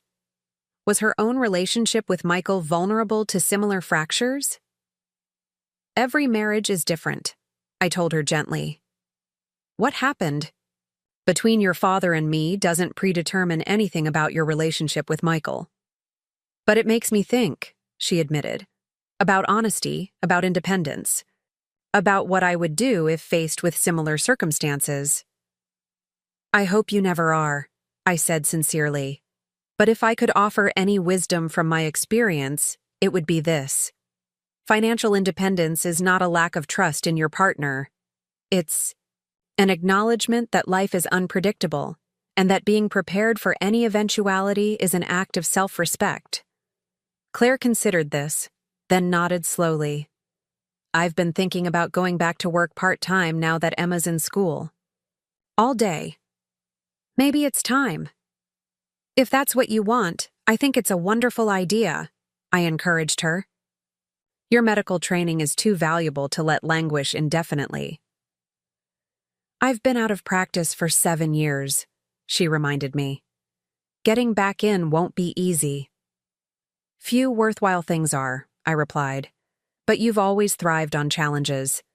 Our conversation continued late into the evening, touching on Claire's tentative career plans, Emma's upcoming transition to 2nd grade, and eventually circling back to the practical aspects of the divorce proceedings. Throughout, I was struck by the new quality of openness between us, as if the revelation of my secret life had somehow freed Claire to be more honest about her own concerns and aspirations. When we finally retired for the night, I lay awake for some time, listening to the soft sounds of my daughter and granddaughter sleeping in the next room. There was comfort in their presence, in the knowledge that despite the dissolution of my marriage, these essential bonds remained intact, perhaps even strengthened by the honesty that had replaced years of careful pretense. The next morning dawned bright and clear, the world outside transformed by several inches of pristine snow. Emma was the first awake, bouncing into my bedroom with the boundless energy of childhood. Grandma, it snowed so much. Can we go play in it, please? I glanced at the clock, barely 7, but I was already awake, contemplating the day ahead. Let's have breakfast first, sweetheart. Then we can see about snowplay. In the kitchen, I prepared French toast with cinnamon and fresh berries, one of Emma's favorites. Claire joined us as I was flipping the last pieces, her hair tousled from sleep, looking younger and more relaxed than I had seen her in months. "Something smells amazing," she murmured, making a beeline for the coffee maker I had already started. "Grandma's making French toast with extra cinnamon," Emma announced importantly, "and I'm helping by setting the table." "So I see," Claire smiled, inspecting her daughter's creative arrangement of napkins and silverware. Very artistic. As we ate, I found myself savoring not just the food but the moment itself. This simple family breakfast in my new home, free from the tension that had permeated our gatherings for so long. There was a rightness to it, a sense of pieces falling into place after years of misalignment. After breakfast, we bundled up and ventured to a small park near my building, where Emma immediately set about constructing a snowman with the single-minded focus only children can muster. Claire and I helped, rolling increasingly larger snowballs across the fresh powder, laughing as Emma insisted on precise placement of coal eyes and a carrot nose she had brought specifically for this purpose. "You came prepared," I observed, impressed by her foresight. "Mom says always bring a carrot if it might snow," Emma explained seriously, "in case of snowman emergencies." I glanced at Claire, amused by this practical maternal wisdom. "Snowman emergencies?" She shrugged, grinning. "It's right up there with always having Band-Aids and snacks in your purse. Essential mom knowledge." As we put the finishing touches on our creation, a scarf donated from Claire's neck, sticks for arms carefully selected by Emma for optimal snowball throwing position, I was struck by a sense of déjà vu. Decades earlier, I had stood in a similar park with Claire and Robert, building snowmen while Harold was working late, preparing for an important meeting. How many of those meetings, I wondered now, had been with women other than his wife? How many family moments had he missed, not for the career advancement he claimed, but for stolen hours with Margaret or others before her? The question brought not pain, but a strange sense of clarity. What I had once accepted as dedication to providing for his family now revealed itself as dedication primarily to his own desires, his own gratification. And yet, those absences had created space for moments like this. Intimate family connections forged without him, memories that belonged solely to me and my children. My reverie was interrupted by a snowball landing squarely on my shoulder, followed by Emma's delighted giggle as she ducked behind our snowman. "Oh, is that how it's going to be?" I called, gathering snow for a gentle return volley. Soon all three of us were engaged in a spirited snowball fight, our laughter ringing out in the crisp morning air. By the time we declared a truce, we were breathless and snow-covered, cheeks pink from exertion and cold. "Hot chocolate time," Claire declared, brushing snow from her coat. "My treat at that cafe across the street." As we settled at a small table by the cafe window, my phone buzzed with an incoming call, Catherine's number flashing on the screen. "I need to take this," I explained, stepping away from the table. "It's my attorney." Claire nodded, understanding, turning her attention to helping Emma remove her wet mittens and hat. "Eleanor?" Catherine's voice was brisk. "I've just heard from Martin Geller. Harold is contesting your financial disclosures." I sighed, unsurprised but still disappointed. "On what grounds?" "He's claiming that since you were married when these investments were made, they should be considered marital property regardless of the source of funds. He's also requesting a forensic accountant to trace the origin of all your investment capital."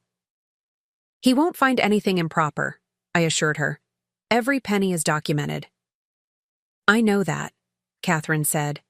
"But he's looking to delay and complicate the proceedings, hoping you'll agree to a less favorable settlement just to avoid the hassle." It was a typical Harold strategy, applying pressure until the other party capitulated out of exhaustion or frustration. He had used similar tactics in business negotiations throughout his career.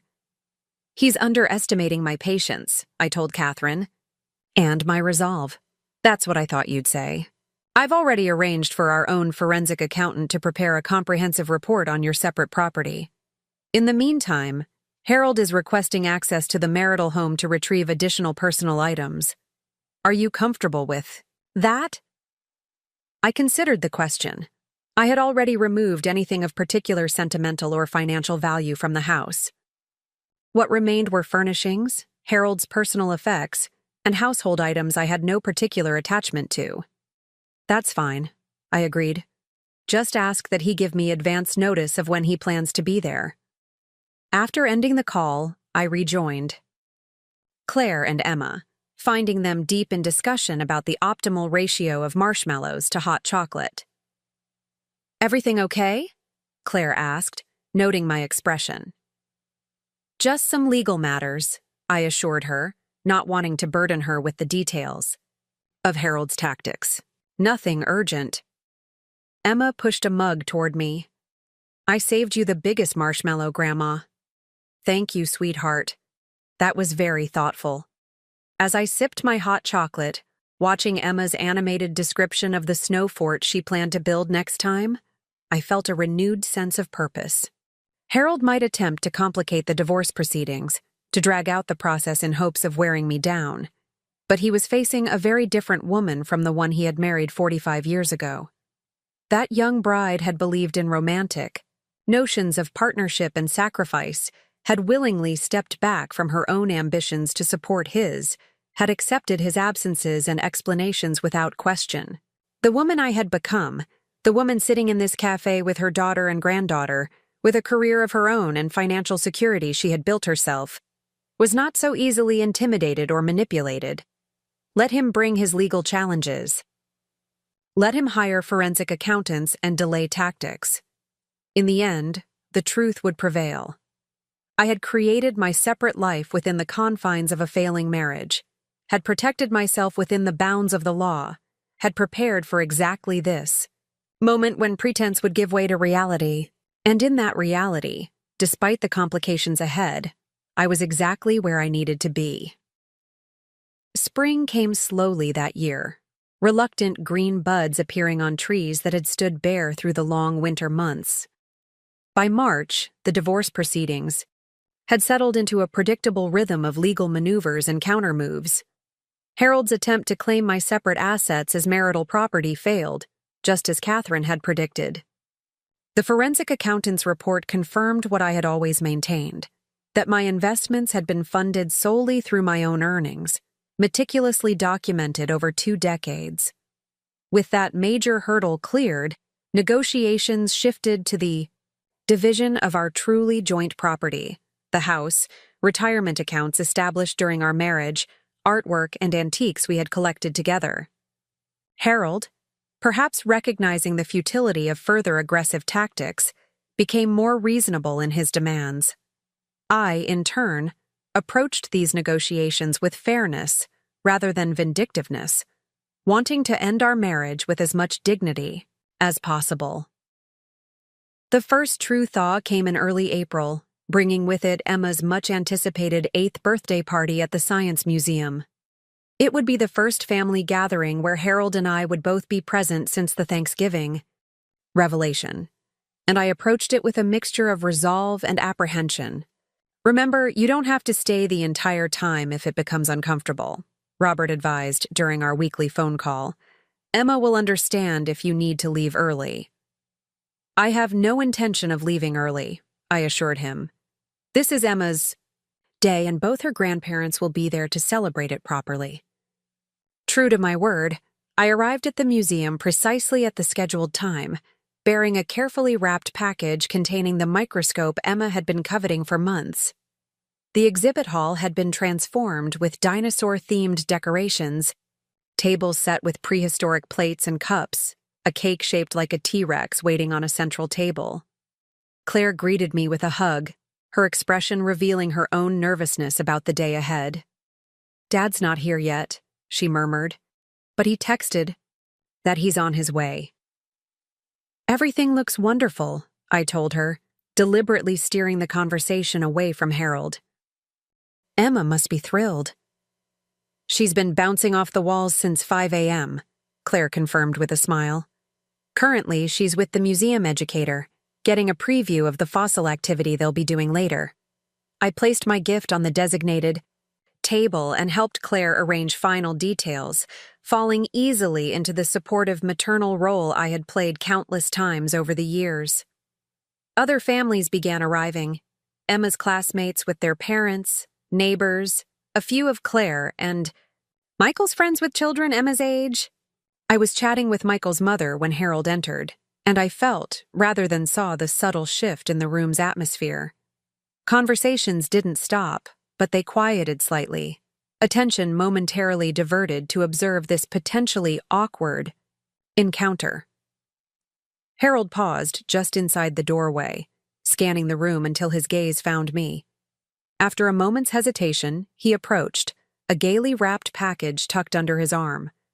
"Eleanor," he greeted me, his voice carefully neutral.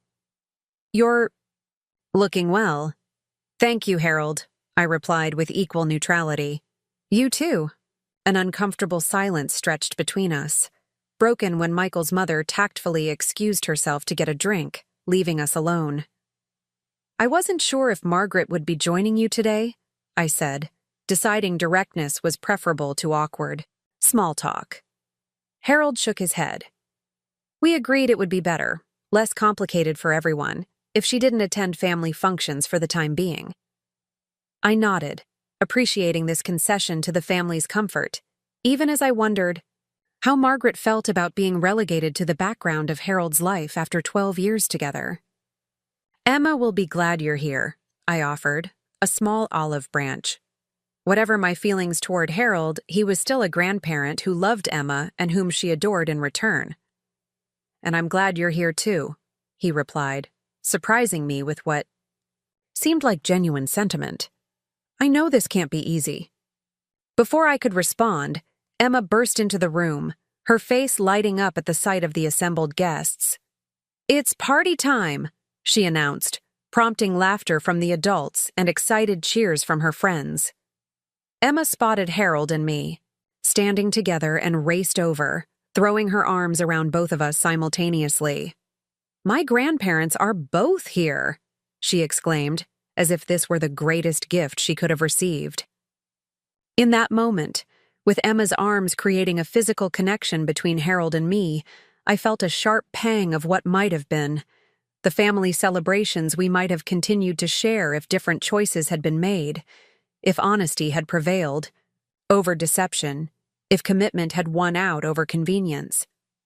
But the moment passed quickly, replaced by the practical reality of guiding overexcited children through museum exhibits, supervising fossil excavation activities, serving dinosaur-shaped sandwiches and prehistoric punch. Harold and I maintained a careful distance throughout the party, interacting primarily through Emma rather than directly with each other. It wasn't until the cake had been cut and presents opened that Harold approached me again, finding a moment. When I stood alone, watching Emma demonstrate her new microscope to a group of fascinated friends. "She's so much like you," he observed, following my gaze. "That same intensity of focus, the curiosity about how things work." The comparison startled me. Throughout Emma's life, people had more often noted her resemblance to Harold, particularly in her expressions and mannerisms. "I've always seen more of you in her," I admitted. Harold smiled slightly. "Perhaps we both contributed the best parts of ourselves, and that's what shows up in her."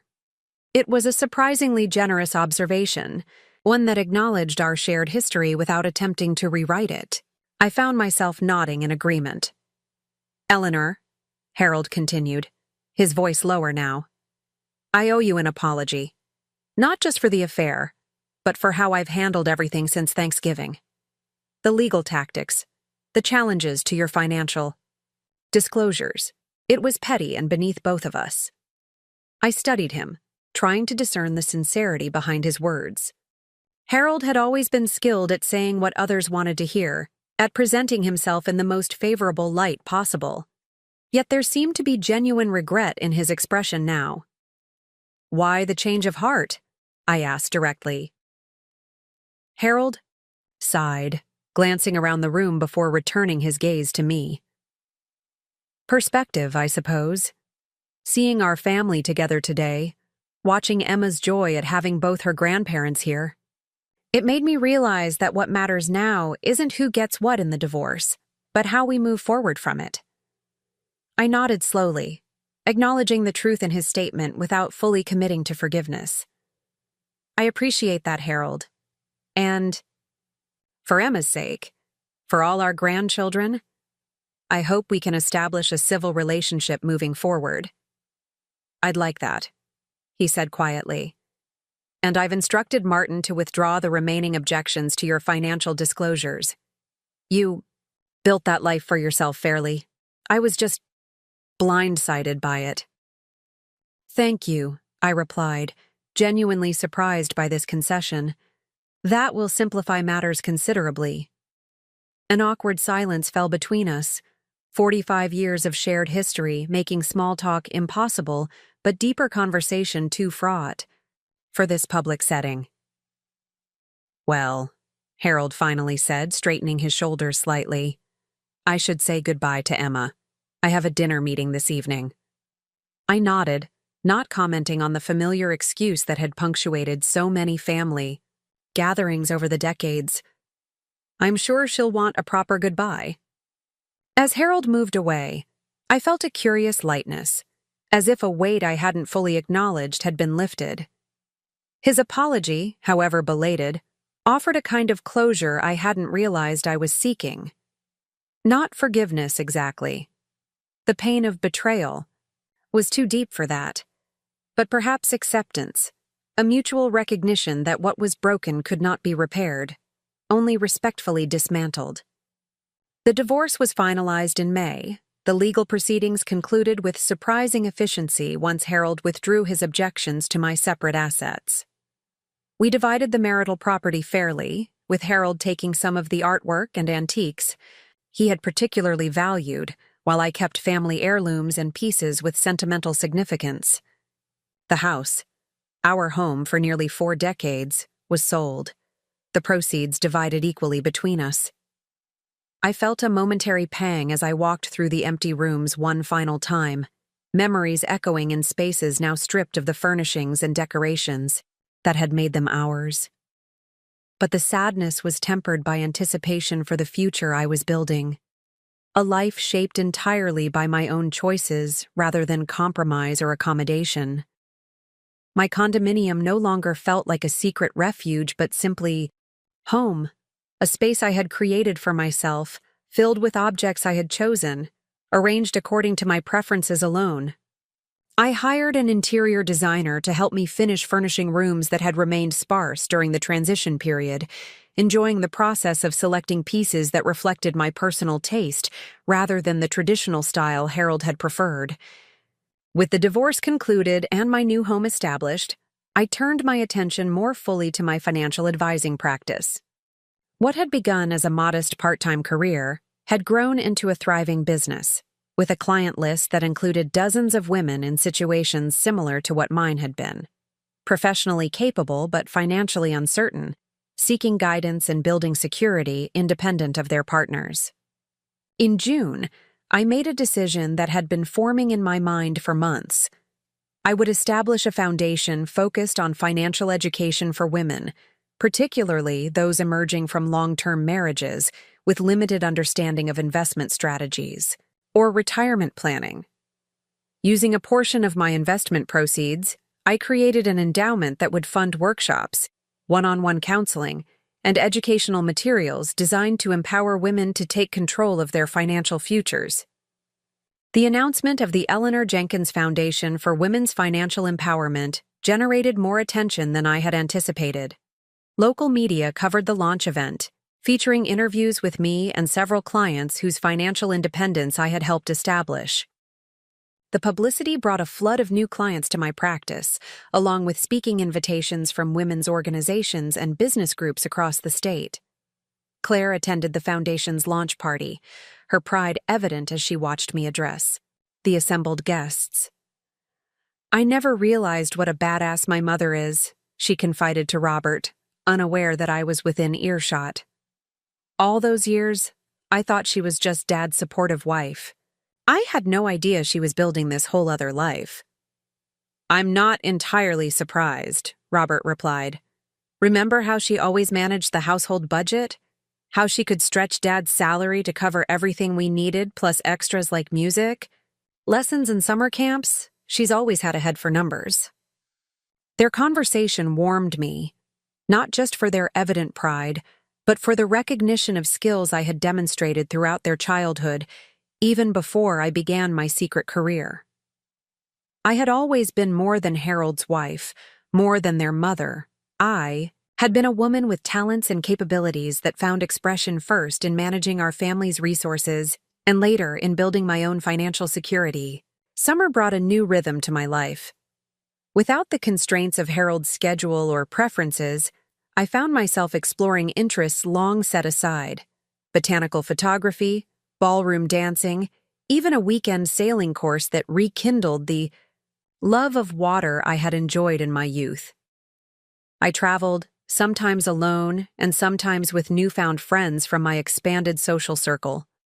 A weekend in New York for a Broadway show, a week in Maine staying at a quaint bed and breakfast overlooking the Atlantic, a photography workshop in Arizona's canyon country. Through it all, I maintained close connections with my family.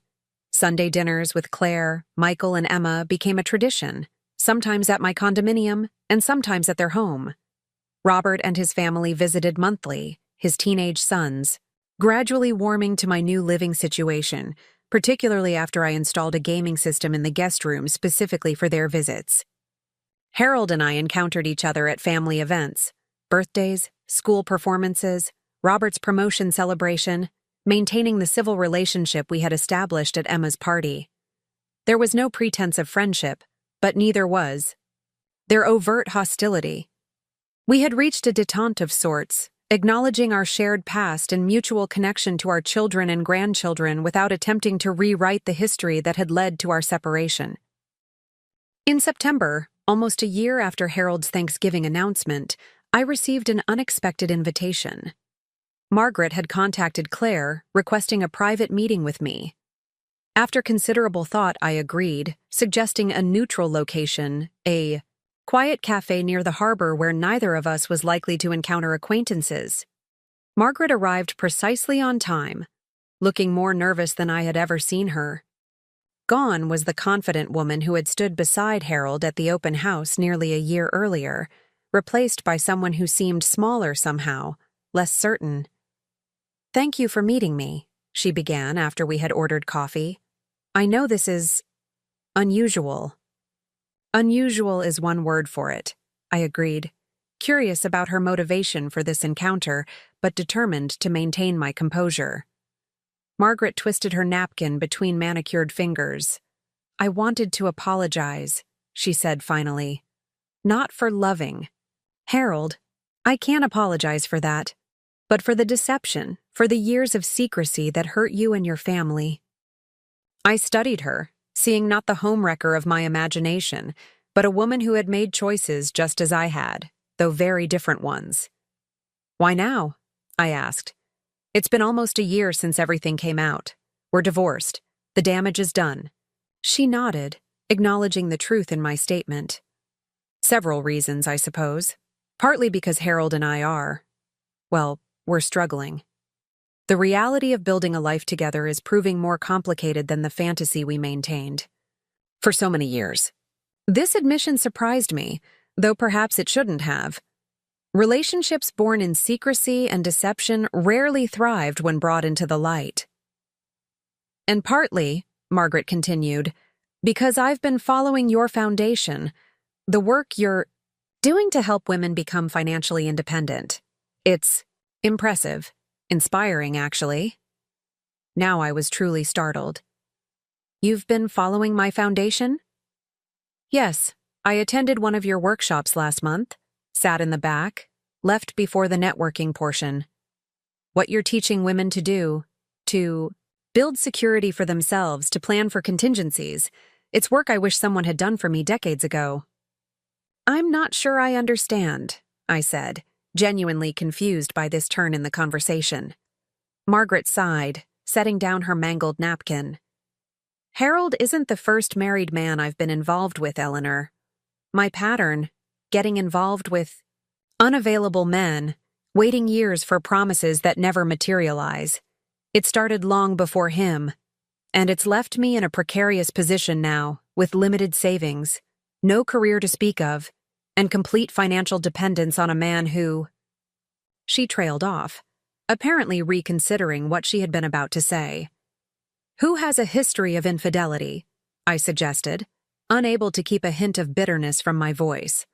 Margaret winced, but nodded. Yes, that. The irony wasn't lost on me, that the woman who had participated in deceiving me for 12 years was now worried about being deceived herself. Yet I felt an unexpected twinge of sympathy for her situation, recognizing the vulnerability that came with financial dependence, the limitations it placed on one's choices. What exactly are you asking of me, Margaret? Nothing specific, she said quickly. Just understanding, perhaps, and permission to continue attending your foundation's workshops. I want to learn what you're teaching, how to build security. For myself, how to ensure I have options no matter what happens with Harold. I considered her request, weighing my lingering resentment against the mission I had established for my foundation, to help all women achieve financial independence, regardless of their circumstances or past choices. The workshops are open to any woman who wants to learn, I finally said. You don't need my permission to attend them. Relief flooded her expression. Thank you, Eleanor. That means more than you know. As our awkward meeting concluded, I found myself reflecting on the strange turns life could take. A year ago, I never could have imagined sitting across from Margaret, offering even this small measure of acceptance. Yet here we were, two women approaching our senior years, both trying to secure our futures after decades of choices that had led us to very different places. Walking home along the harbor, I paused to watch sailboats gliding across the bay, their white sails bright against the deep blue water. The September air held a hint of autumn crispness, a reminder that seasons change, bringing new colors, new temperatures, new possibilities.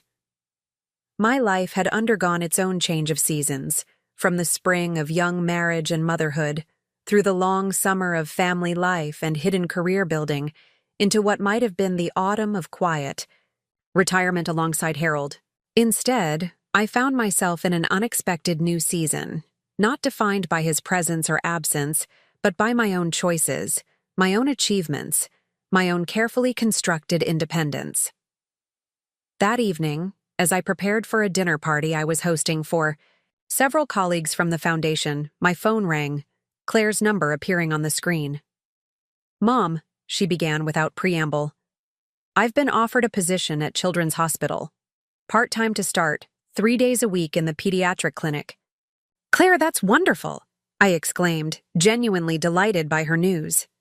We had discussed her desire to return to medical practice several times over recent months, but she had been hesitant about the impact on Emma and uncertain of her prospects after years away from clinical work. It's because of you, she said, her voice thick with emotion. Watching you rebuild your life this past year, seeing how you've turned your secret career into something so meaningful, it gave me the courage to try. Her words touched me deeply, bringing unexpected tears to my eyes. You've always had courage, I told her. You just needed to recognize it in yourself. Maybe, she acknowledged, but having an example helped. Seeing you stand on your own, create this new life that's entirely yours, it changed how I think about my own choices, my own potential. After we hung up, I stood by the window of my condominium, gazing out at the city lights beginning to twinkle in the gathering dusk.